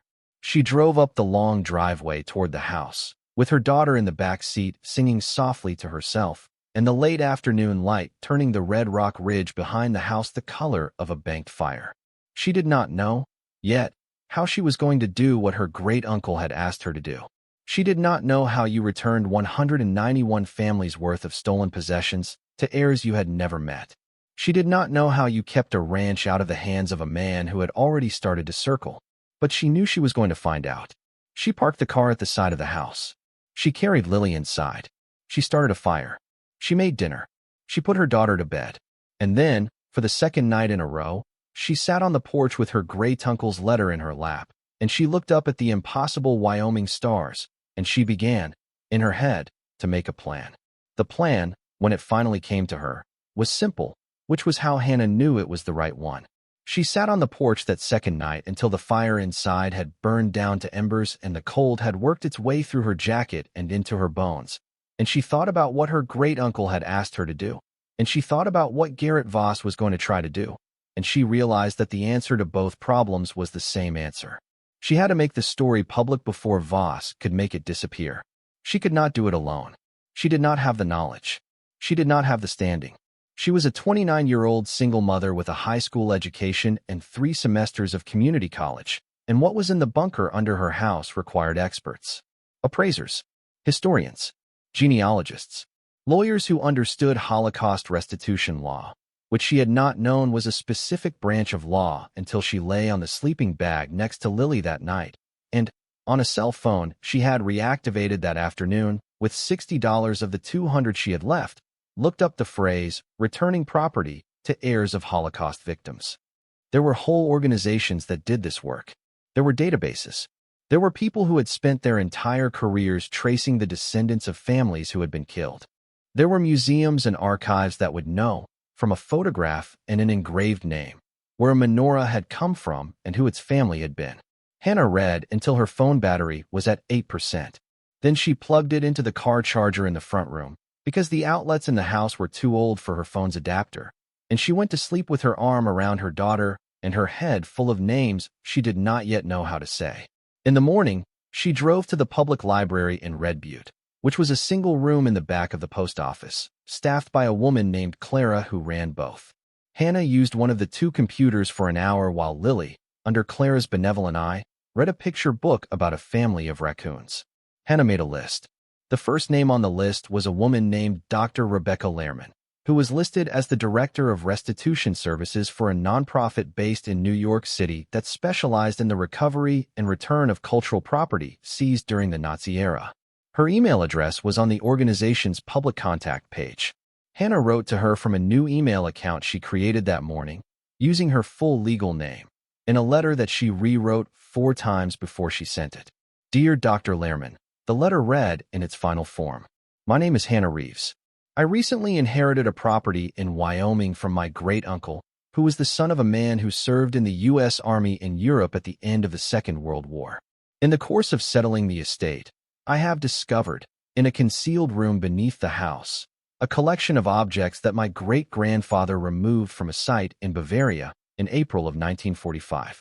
He left a written record, a ledger, in which he states that the objects were taken from Jewish families who had been killed, and that his intent in removing them was to prevent them from being transferred to a private warehouse in Zurich that was, according to documents he recovered at the same time, being used as a laundering point for stolen property. He was unable, in his lifetime, to return the objects to the families they were taken from. His son, my great-uncle, continued the ledger but was also unable to act. The ledger contains the names of 191 families, along with traced information on their descendants where this could be determined. I am writing to you because I do not know what I am doing. I have no training in this. I have no money to hire experts. I have a 6-year-old daughter and I live in the house above this room. And there are people here who would like very much for me to go away quietly and sell the property so that none of this is ever heard of again. I would like to do what my great-grandfather and my great-uncle were unable to do. Would you be willing to help me? Or, if you cannot, would you be able to direct me to someone who could? I can send photographs of the ledger and of some of the objects, if that would be useful. I can also tell you that the property is secure for the time being, but I do not know how long that will remain the case. Thank you for your time. Sincerely, Hannah Reeves. She read the letter one last time. She attached 2 photographs she had taken that morning with her phone, carefully, before coming to town. One was a photograph of the first page of the ledger, her great-grandfather's declaration, in his careful handwriting. The other was a photograph of the menorah, set on the concrete floor of the bunker, with the engraved Hebrew plate visible on its base. She sent the email. Then she signed out of the account, logged off the computer, collected her daughter from Clara, and drove back to the ranch with the feeling, for the first time in a long time, that she had let something out of her hands that was going to be larger than she was. 2 days passed. The days were quiet in the way that days are quiet before a storm. Hannah did not go back down into the bunker. She did not want to. She had seen what was there. What mattered now was not looking at it again, but doing something about it. She spent the days with Lily. They walked the property. They fed the hens that lived in a small coop behind the house, which Earl had told her Uncle Tom had kept, and which still had 3 old brown hens who produced, between them, about 4 eggs a week. Hannah fixed the latch on the coop door. She swept the front porch. She taught Lily how to build a fire the proper way, with the kindling laid in a crosshatch and the tinder in the center, and Lily lit her first match at 6 years old and glowed with the accomplishment of it for the rest of the day. On the second afternoon, Garrett Voss drove up to the gate. Hannah saw his truck from the kitchen window, which had a long view of the driveway. It was a white pickup, newer than Cole Barrett's, with the logo of a ranch operation painted on the door. Voss himself got out. He was a big man, 60-something, with silver hair under a cream-colored hat and the easy, heavy walk of a man who had spent his life being the largest person in most rooms. He went to the gate. He tried the chain. The lock held. He stood there for a moment. Then he pulled out his phone, and Hannah's phone, Inside the house, rang a minute later. She did not know how he had her number. She had given it to no one. But she was not surprised. She let it ring 3 times. Then she answered, "Ms. Reeves, my name is Garrett Voss. I believe Gerald Hollis may have mentioned me." His voice was warm, friendly, the voice of a man who hosted charity auctions and handed out scholarships to local high school graduates and knew every single county commissioner by his first name. "Mr. Voss," Hannah said. "Yes, ma'am. I'm sitting at your gate and I see you've put a lock on it, which tells me you're a careful woman, and I respect that. I'm not going to come up to your house uninvited. I want you to know that right off the top. I just wanted to introduce myself and to ask if you'd be willing to come down to the gate and talk for a couple of minutes. I promise I won't take more of your time than that." Hannah looked at Lily, who was drawing at the kitchen table. "Mr. Voss, I appreciate the courtesy, but I've only been here 3 days. I'm not ready to have a conversation about the property yet." There was a small pause on the line. When he spoke again, the warmth was still there, but something else had entered it. A patient disappointment. The tone of a man being reasonable with someone who was being unreasonable and forgiving them for it in advance. "Ms. Reeves, I understand. I do. I'll tell you why I'm here anyway, because I think you're owed a little bit of information. Your uncle and I had an ongoing conversation for almost 20 years about this property. He never said yes. He also never said no in a way that closed the door. I have invested considerable time and resources in the assumption that this property would eventually transfer. I have commitments to my own operation that depend on access to that land. I'm not trying to pressure you. I'm trying to tell you that when you're ready to talk, I'm not a stranger to this situation, and my offer is not an opening bid. It's a fair price for a property that is, with respect, going to cost you more than you can afford if you try to hold on to it. Mr. Voss, ma'am, I know about the back taxes.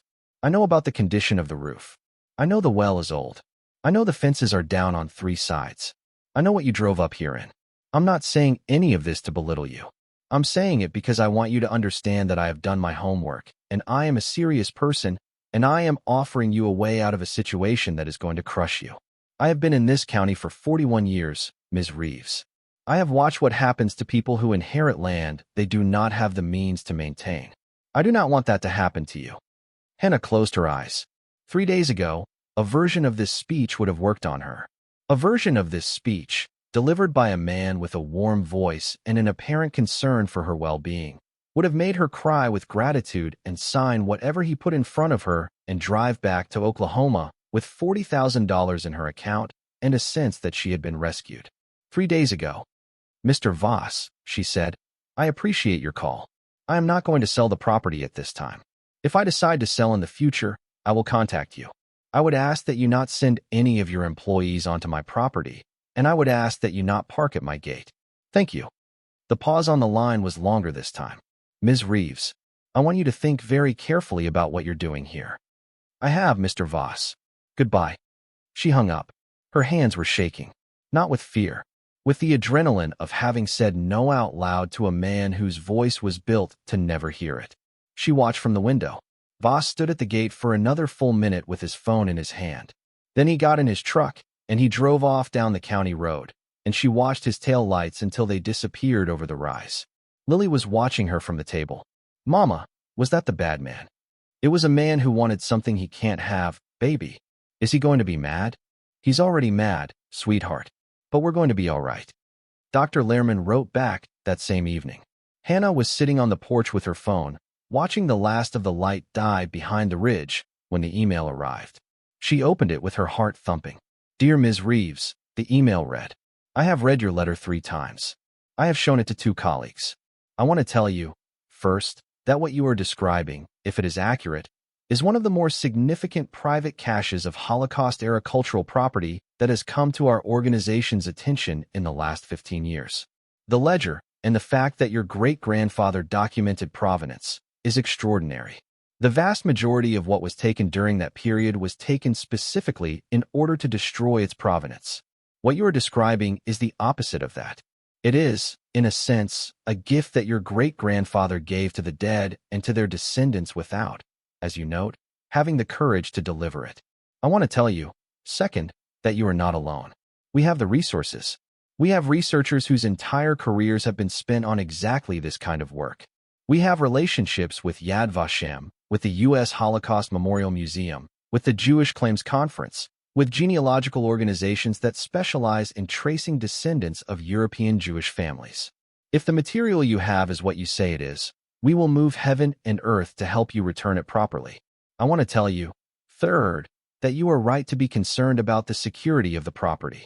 You should not speak about this on the phone. You should not speak about this over unencrypted email beyond what we have already said. I am flying to Denver in 2 days on a matter that is unrelated to this.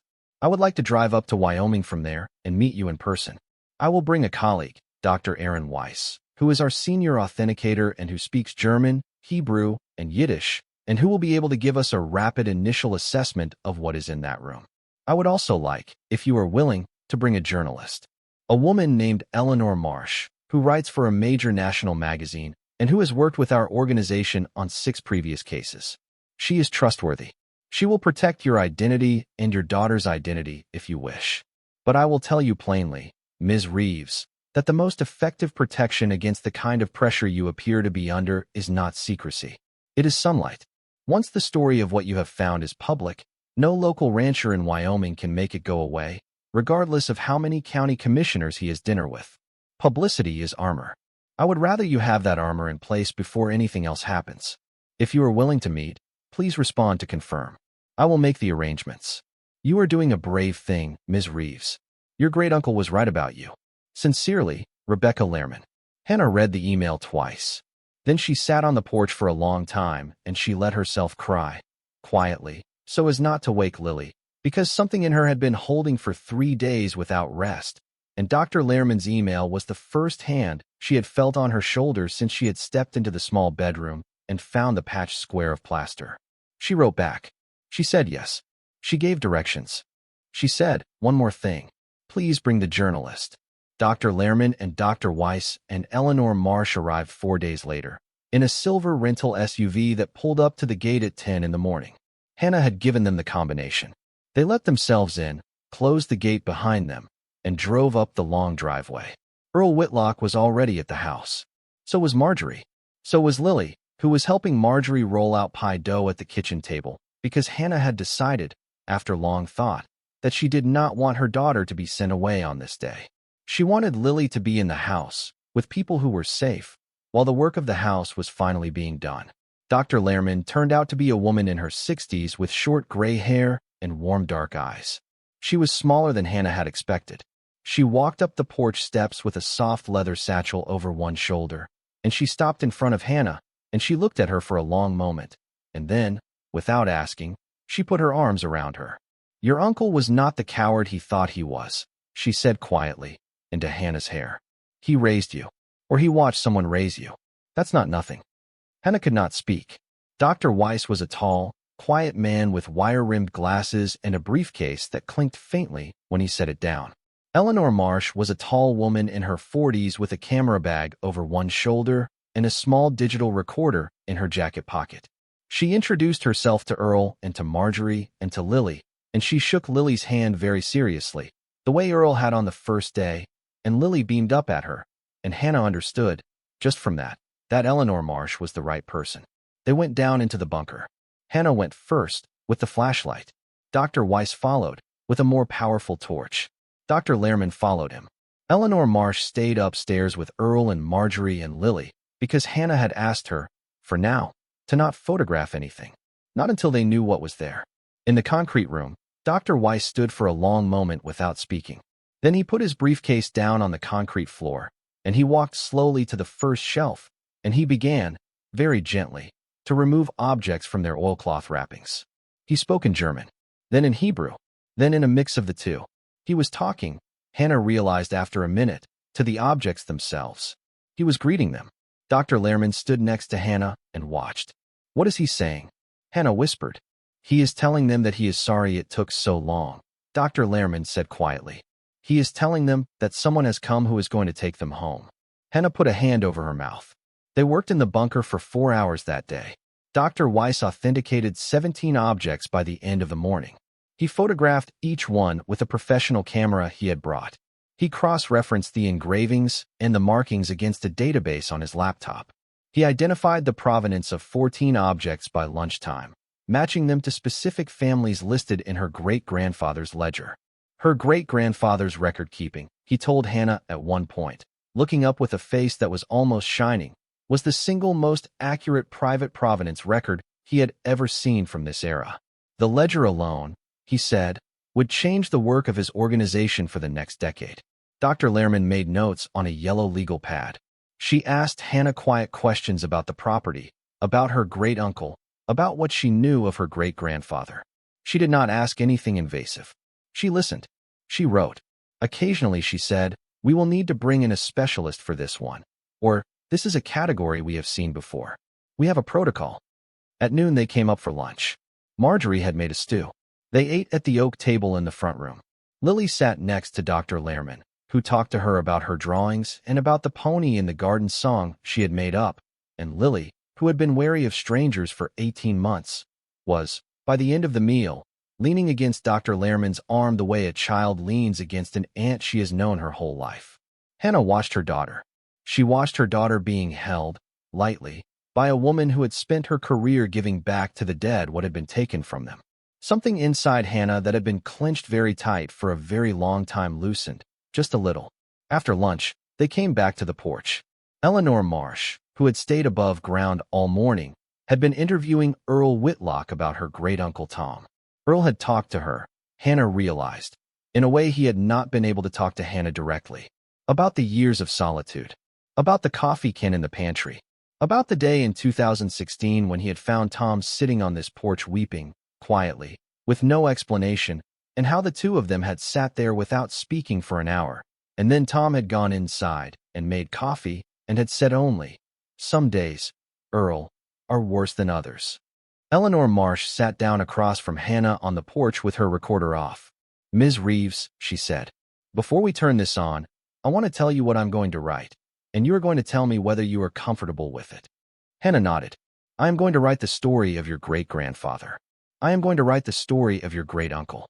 I am going to write the story of a ledger, and of a concrete room under a Wyoming ranch house, and of a young woman with a 6-year-old daughter who drove up here with $200 in her checking account, and who decided that she was going to do what 2 generations of her family could not bring themselves to do. I am going to write it in a way that honors the families whose property is in that room. I am going to write it in a way that does not make you a hero, because I don't think you want to be one, and I don't think this story is about heroism. I think it is about inheritance. I think it is about what people leave to each other, and what they ask each other to carry." Eleanor Marsh paused. "I am also going to write about Garrett Voss." Hannah's breath caught. "Ms. Reeves," Eleanor said, "I looked him up on the drive out here. I made some calls. He has bought up 7 adjacent properties in this county over the last 15 years, in every case from an owner who was either elderly, in financial distress, or both, and in every case for considerably less than the appraised value. I am not saying he has done anything illegal. I am saying he has a pattern, and a pattern is a story. If you want me to leave him out, I will. But I can tell you that if the national story about your ranch includes him, he will not be able to touch you. Not with lawyers. Not with banks. Not with friendly visits from men in dark green trucks. Once a man like Garrett Voss is named in a national magazine in connection with a story like this, he becomes somebody that every title company, every commissioner, every bank in this state will handle very carefully. Do you understand what I am telling you?" Hannah understood. "Name him," she said. Eleanor nodded once. "All right." She turned on her recorder. They talked for 2 hours. Hannah told her everything. The envelope on the Tuesday. The drive to Wyoming. The sleeping in the car. Gerald Hollis's office. The keys on the brass fob with the letter R. The long dirt driveway. The house. The small bedroom with the pale blue dresser. The letter from her great-uncle. The patched square of plaster. The descent into the bunker. The ledger. The photograph of Joseph. The call from Garrett Voss at the gate. The dark green truck on the county road. Hannah talked. Eleanor listened. Dr. Lehrman listened. Earl listened. Lily, who had fallen asleep on the couch inside with her head on Marjorie's lap, did not hear any of it, which was as Hannah wanted. When the recorder was off, Eleanor sat back and looked at Hannah for a long time. Then she said, "Ms. Reeves, I have been a journalist for 23 years. I want to tell you something." "Yes. Your great-uncle was not a coward. Your great-grandfather was not a coward. They were two men who were handed something impossible and who did the only thing they could think to do, which was to keep it safe until somebody came who could finish it. You are finishing it. That is not a small thing. Do not let anyone tell you it is a small thing. Not even yourself. Hannah could not answer. Eleanor stood up. She went to find her camera bag. The story ran 6 weeks later. Before it ran, a great deal happened. Dr. Lehrman's organization sent a team. They came in a truck with armed security, which Hannah had not asked for, but which she did not object to. They cataloged every item in the bunker. They photographed every page of the ledger. They authenticated, over the course of 4 days, 231 individual objects, each one matched to a family in the record. The contents of the 2 canvas bags, which Hannah had not touched, turned out to be exactly what she had feared. Watches, rings, a jar of gold fillings, photographs of children, letters in Yiddish, folded small, some still sealed. Dr. Weiss cried quietly at one point when he opened a small velvet pouch and found inside it a lock of a child's dark hair tied with a faded blue ribbon and a slip of paper with a name and a date. He would not tell Hannah what the name was. He said, with his voice shaking, that the family would be told first. The objects were removed from the bunker over the course of a week, under conditions of strict security, and transferred to a climate-controlled facility on the East Coast, where the work of restitution began. Hannah was told, in a conversation with Dr. Lehrman, that she would remember for the rest of her life that the total appraised value of the items, for insurance purposes, was in excess of $90 million. Hannah did not react. The number did not feel like a number that belonged to her. It was the price tag, she understood, on 191 families' worth of stolen belongings, and the price tag was beside the point. The 8 gold bars from the footlocker, along with the currency, which had long since become collectible rather than functional, were held separately. Dr. Lehrman explained that under the terms of her great-grandfather's ledger and his stated intent, and under Hannah's own agreement, any proceeds from objects that could not be traced to specific heirs would go into a fund whose distribution would be decided in consultation with the major Holocaust restitution organizations. A portion, Dr. Lehrman said carefully, could be retained by Hannah under the terms of the original bequest, because her great-grandfather's will specified that any surplus was hers. But Dr. Lehrman also said, looking at Hannah with those warm dark eyes, "Ms. Reeves, I have found that families who inherit something like this often do not want to take the surplus for themselves. What they want is to put it into something that honors the intent. I would encourage you not to decide yet. You have time." Hannah took her advice. Eleanor Marsh's article ran in a major national magazine 6 weeks to the day after she had interviewed Hannah on the porch. It ran as a cover story. The cover was a photograph of the ranch at dusk, the red rock ridge glowing behind the house, and at the bottom, in quiet white letters, the headline, "What was left in the Wyoming bunker." Hannah did not read the article for 2 days after it came out. She could not bring herself to. Finally, on the 3rd day, sitting on her porch with a cup of coffee, she opened the magazine that Eleanor had sent her, and she read the entire piece from beginning to end. Eleanor had written the story Hannah had asked her to write. It was about her great-grandfather. It was about her great-uncle. It was about a ledger. It was about a concrete room. It was, at its center, about a young woman with a 6-year-old daughter who had arrived at a ranch in Wyoming with $200 in her account and had refused to sell it. Garrett Voss was named. His pattern of acquisitions was described in a single long paragraph that was devastating in its restraint. His calls to the gate were mentioned. The dark green truck on the county road was mentioned. He was quoted, briefly, from a statement his attorney had issued after Eleanor had contacted him for comment, a statement that was so carefully worded, so empty of any actual denial, that it read, in print, like a confession of something its author had not quite understood he was confessing. The phone in the ranch house began to ring the morning the magazine came out. It rang for a month. It rang with reporters, with talk show producers, with documentary filmmakers, with distant cousins Hannah had never heard of, with lawyers offering their services, with people who wanted to buy the bunker for a museum, with a man who claimed to be a descendant of one of the families in the ledger and who, when Dr. Lehrman's organization verified his claim, turned out to be exactly that. Hannah did not answer most of the calls. She let them go to voicemail. She returned the ones that mattered. One of the ones that mattered was from a woman named Dr. Sarah Abramovitz, in Tel Aviv, who was the great-granddaughter of the family to whom the silver menorah had belonged. Dr. Abramovitz had been told by Dr. Lehrman's team 2 weeks before that the menorah, which had been in her family since 1886 and which had been lost in 1943, had been found. Dr. Abramovitz called Hannah directly on the phone that Dr. Lehrman's office gave her. She cried for a long time before she could speak. When she could, she asked Hannah a question in careful English. "I want to ask you," she said, "what your great-grandfather looked like. I want to know what the man looked like who kept this for my family for 79 years. Hannah described him from the photograph. The young soldier, the battered hat, his hand on the shoulder of a boy named Joseph. Dr. Abramovitz listened. Then she said, "My grandmother was in Auschwitz. She survived. She was the only one in her family who survived. She used to tell me, when I was a little girl, that she hoped someday the menorah would come home. She said it would mean that something of her mother was still in the world. I am going to light it, Ms. Reeves. I am going to light it in December for the first time in my family's hands in 80 years. I want you to know that. I want you to know that because of what you did, my grandmother, who is now 94 years old, is going to see her mother's menorah lit before she dies. My grandmother is going to see it." Hannah sat on the porch with the phone pressed to her ear, and she could not speak. "Ms. Reeves," Dr. Abramovitz said, "thank you. Thank you from my grandmother. Thank you from my mother. Thank you from me. Thank you from the daughter I have not had yet, who will see this menorah on her own table someday." Hannah said, very quietly, "It wasn't me. It was my great-grandfather. It was my great-uncle. I only did the last part." "The last part," Dr. Abramovitz said, "is the part that matters.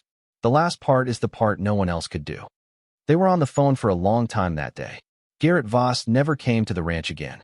A week after the article was published, a for sale sign went up on 3 of his smaller adjacent parcels, and there was a quiet restructuring of his operation that Earl Whitlock explained to Hannah one afternoon on the porch, but that Hannah did not really need explained. She understood. A man like Garrett Voss, once named in a story like this, became a man whom banks handled carefully and commissioners stopped calling back. He was not ruined. Men like Garrett Voss did not get ruined. But he was diminished, and diminishment, in the particular ecosystem of a place like Sweetwater County, was its own kind of ending. Cole Barrett left the county within a month. Earl heard, from a friend at the feed store, that he had taken a job in Nevada. Hannah did not celebrate. It did not feel like a victory. It felt like a weather system that had been sitting over the ranch for days and had finally moved on, and she was simply relieved to see blue sky. Winter came on slowly, and then all at once, the way Wyoming winters do. Hannah used a portion of the fund that had been set aside for her to do 3 things. She paid the $4,000 in back taxes on the ranch. She hired Earl's nephew, who was a contractor, to fix the roof and the east side of the porch and the fences on 3 sides, and to run new electrical through the house, and to put in a proper heating system that did not rely solely on the fireplace.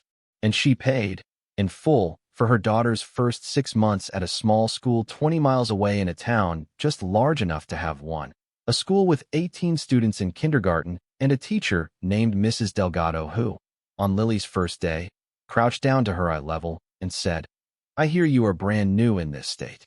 I was brand new in this state once. Do you want to see the goats we keep behind the school?" Lily came home that first day with goat hair on her coat and a drawing of a goat named Fernando, and she told her mother, very seriously, that Fernando had looked right at her and that she had decided they were going to be friends. Hannah taped the drawing to the wall next to the fireplace, next to the drawings from the first night, and that wall became, over the weeks that followed, a growing archive of a childhood that was, for the first time in a long time, beginning to settle into a place. The rest of the surplus money, after much discussion with Dr. Lehrman and with a small advisory group that included Eleanor Marsh and a rabbi from Denver whom Dr. Lehrman trusted, was set aside in a foundation. The foundation had a name. Hannah chose it herself, after thinking about it for a long time. The Margaret Caldwell Reeves Foundation, for the return and remembrance of what was lost. It was named for her grandmother. The grandmother who had gotten out and who had never come back, and about whom Hannah, in the weeks after Eleanor's article ran, had learned a great deal more than she had ever known before, because distant relatives and old family friends had come out of the woodwork with stories and letters and photographs. Her grandmother had known. That was the thing Hannah had not been sure about. Her grandmother had known what was under the house. She had found out, Apparently, when she was 17 years old, her father, Hollis, had shown her the bunker. He had told her what was in it. He had told her about Joseph. And her grandmother, Margaret, at 17, had told her father that she could not stay in a house that contained a room like that. She had told him that she did not blame him, that she understood why he had done it, but that she could not live above it. She had gone east. She had written to him once a year on his birthday. She had never spoken of the bunker to anyone, including to her own daughter, Hannah's mother. But the last letter Margaret had written to her brother Thomas, before she died, which Thomas had kept in a small cedar box on his own desk in the big bedroom, and which Hannah had found going through his things 6 weeks after Eleanor's article ran, contained a single line that explained everything. "Tommy," she had written, "if you ever find someone who can do what Daddy could not do, and what you and I could not do, for God's sake, let them. And make sure they know it was never about the money. It was always about the names." Hannah folded that letter up, and she put it in the frame above the fireplace, next to Lily's drawings. She visited Joseph's grave in Chicago the following spring. She took Lily with her. Dr. Lehrman came. So did Dr. Abramovitz, who had flown in from Tel Aviv. So did 2 of Joseph's grandchildren, who had been located by Dr. Lehrman's genealogists and who had not known, until 2 months before, that their grandfather's life had been saved by a 25-year-old American soldier named Hollis Reeves. They had known only that he had been in a camp, and that an American had found him, and that he had come to Chicago on a ship.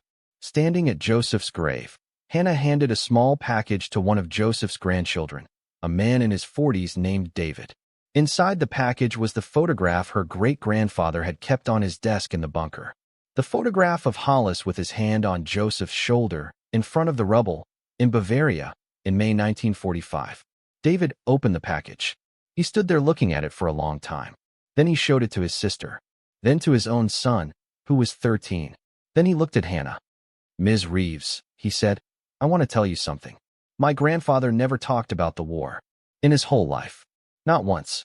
Not to my father. Not to me. But when I was 7 years old, I was with him in his kitchen, and I was eating a piece of bread, and he looked at me, and he said, 'I had bread one day, a long time ago, when a man gave it to me. I have remembered it every day of my life.' And then he didn't say anything else about it. Ever." David's voice caught. "I have wondered my whole life," he said, "who the man was." Hannah, standing in a cemetery in Chicago with her 6-year-old daughter holding her hand, said, "His name was Hollis Caldwell Reeves. He was my great-grandfather. He thought about your grandfather every day of his life, too." David put his arms around her. They stood there for a long time. The ranch changed, over the first year, in ways Hannah had not expected. The house got warmer. That was the most immediate change. Earl's nephew finished the heating and the new roof before the first hard snow, and Hannah spent her first full winter in Wyoming under blankets in a house that held its warmth, with a daughter who slept soundly through the long nights in the small bedroom, which Hannah had repainted, carefully, a pale blue that matched the original paint on the dresser before it had been covered over. The carved wooden horse Uncle Tom had given her at her grandmother's funeral, which Hannah had recovered from the storage unit in Oklahoma along with the rest of her things and brought out on a second trip in November, sat now on the shelf in Lily's room, next to the fox and the bird with its wings half spread. Lily named them. The horse was Beanie. The fox was Sir Reginald. The bird, for reasons only she understood, was named Mrs. Patterson. Hannah put the ledger, the original ledger, in a glass case on the mantel. Dr. Lehrman had argued gently for the ledger to be housed in a museum, where it could be studied and preserved under proper conditions. Hannah had thought about it for a long time. Finally, she had offered a compromise. The ledger's digital record and a certified facsimile would go to the U.S. Holocaust Memorial Museum in Washington. But the original would stay here, in the house above the bunker, for now. Dr. Lehrman had understood. She had said only, "When you are ready to let it go, you will know. Until then, it is in its right place." The bunker itself was emptied. The objects were gone. The ledger was upstairs. What remained was a concrete room with empty shelves and a writing desk and a photograph. Hannah went down into the bunker once more, on the first anniversary of the day she had arrived at the ranch. She went alone. Lily was at school. Earl was at his own place. Marjorie was at home, making a quilt for Lily's bed. Hannah went down the ladder. She stood in the empty concrete room. She looked at the shelves, which still bore the faint outlines, in dust, of the crates that had sat on them for 79 years. She went to the desk. She sat down in the chair. She picked up the small wooden box that her great-uncle had left there, which she had not opened on the first day, and which had been waiting for her. She opened it. Inside was a folded letter, another one, in the same old firm hand. Hannah, the letter read, "If you are reading this, then you have done the work. I know you have, because if you had not, you would not be sitting at this desk a year later.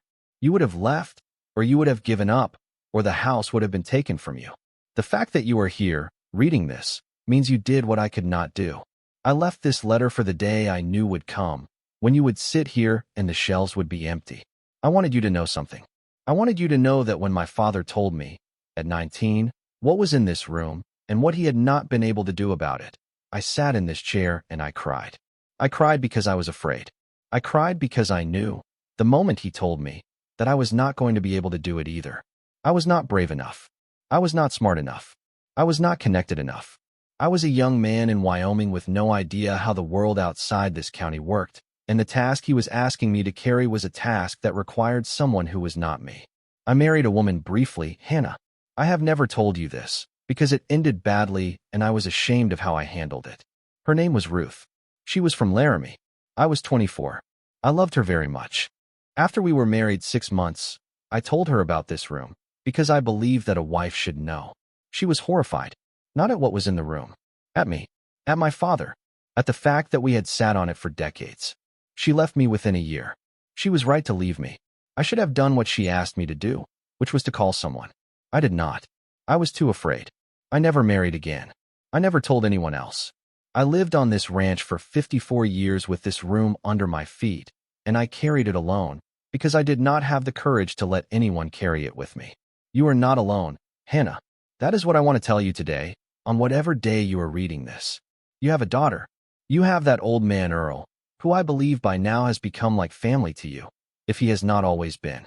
You have, I hope, made connections in the wider world who have helped you do what I could not do. You are not me. You are not my father. You are not alone. I want you to know that I watched you, from a distance, for the last 10 years of my life. I read everything Gerald Hollis's service could find about you. I knew when you got married. I knew when your daughter was born. I knew when things started to go wrong. I knew when you lost the house in Oklahoma City. I knew when you moved into that apartment on the north side. I almost called you, Hannah, many times. I picked up the phone and I dialed the first 3 digits and I hung up. I almost drove down there. I sat in my truck with the engine running once for an hour, in the driveway, trying to make myself do it. I was afraid you would reject me. I was afraid you would think I was a stranger, which I was, and a foolish old man, which I also was. I was afraid of what you would think when you learned what I had spent my life failing to do. So I did not call. I did not drive. I wrote you a letter and I left it with Gerald Hollis, and I built the rest of my life around the hope that after I died, you would find what I had left you, and that you would do what I could not. I have one more thing to say to you, and then I will let you go. Your grandmother Margaret was the best person I have ever known. She left this house when she was 17 because she could not live above this room, and I never blamed her. I loved her until the day I died. I love her still, if love is a thing the dead can do, which I choose to believe it is. I see her in you, Hannah. I saw her in you the one time I met you. I see her in what you have done here. Your grandmother got out, because that was what she could do. You came back, because that was what you could do. Between the two of you, the women of this family have done what the men of this family could not do. And I want you to know that I understand that, and I am grateful for it, and I am not too proud to admit it. Take care of your daughter. Take care of the ranch, as much as you want to. Sell it, if you want to. I do not mind. The work is done. The ranch was only ever the box the work was kept in. But if you stay, Hannah, if you stay, please know that this was always meant for you. Not the money, not the objects. The chance to do what we could not. The chance was always meant for you. I love you, child. I am sorry it took so long for me to say it. Your great-uncle Tom. Hannah sat at the desk in the concrete room for a long time after she read the letter. Then she folded it carefully, and she put it back in the wooden box, and she carried the box up the ladder, and she closed the panel behind her, and she walked out of the small bedroom and down the hall and out onto the porch. The light on the basin was the light of late afternoon. The red rock ridge was glowing the color of a banked fire. Somewhere in the cottonwoods behind the house, a magpie was fussing. The wind was moving slowly over the pasture grass. Hannah sat down on the porch step, and she held the wooden box in her lap, and she cried, not hard, not in the way she had cried in the bunker the first day, but quietly, the way a person cries when a thing that has been very heavy for a very long time has finally been set down. Lily came home from school an hour later. Earl dropped her off because he had started driving her on the days Hannah had errands in town. Lily ran up the porch steps with her backpack bouncing, and she stopped when she saw her mother on the step, and she climbed into her lap, and she put her small hand on her mother's cheek. Mama, is it a good kind of sad or a bad kind? Hannah pulled her daughter close. She kissed the top of her head. It's a good kind, baby. The best kind. What's the best kind? The kind you feel when something is finally finished. Lily thought about that for a moment. Is the thing finished? Yes, baby. The thing is finished. Lily nodded, satisfied. Then she reached into her backpack and pulled out a drawing she had done at school that day.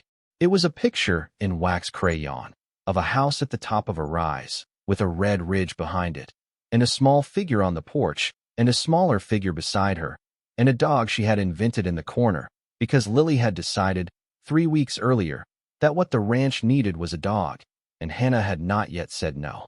Written at the top, in careful first-grade letters, were the words, Our House.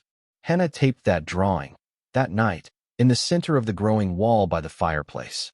The ranch, 3 years later, looks different than it did on the day Hannah arrived. The house is freshly painted white, the way it must have been when her great-grandfather first brought her great-grandmother there in 1946. The porch has been rebuilt. The fences on all sides are new.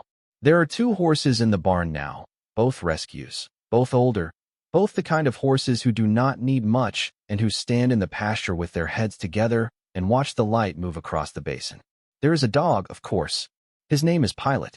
He is a black and tan heeler that Lily picked out at a rescue in Rock Springs when she was 7, and he has not been more than 10 feet from her since the day they brought him home.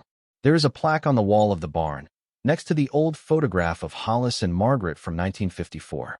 The plaque is small, and it is plain, and it reads, simply, in memory of the 191 families whose names are in the ledger. May their memory be a blessing. The foundation, the Margaret Caldwell Reeves Foundation, has done its work and continues to do it.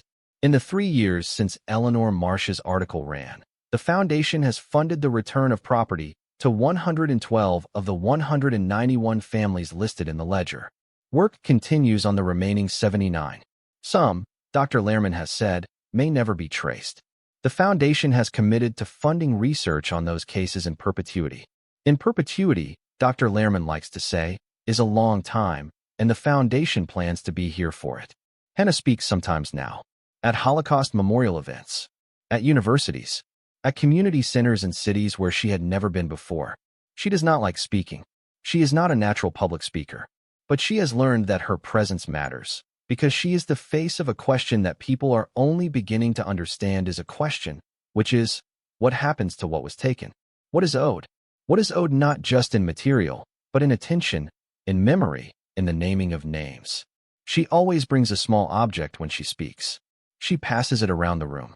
It is the carved wooden horse her great-uncle gave her at her grandmother's funeral when she was 9 years old. It is not a valuable object. It is not from the ledger. It is not anybody's family heirloom, but her own. She says, when she passes it around, my great-uncle carved this for me. He carved another one like it for my grandmother when she was a little girl. He spent his whole life afraid of what he had been left, and he could not act on it, but he could do this. He could carve a horse for a child. I am here because a man who was too afraid to do the large thing was not too afraid to do the small thing. The small thing made it possible, 70 years later, for the large thing to be done. She always ends her talks the same way. If you have been left something, she says, by people who did not have the courage to use it well, do not be afraid of it. Do not sell it to the first man who comes to your gate.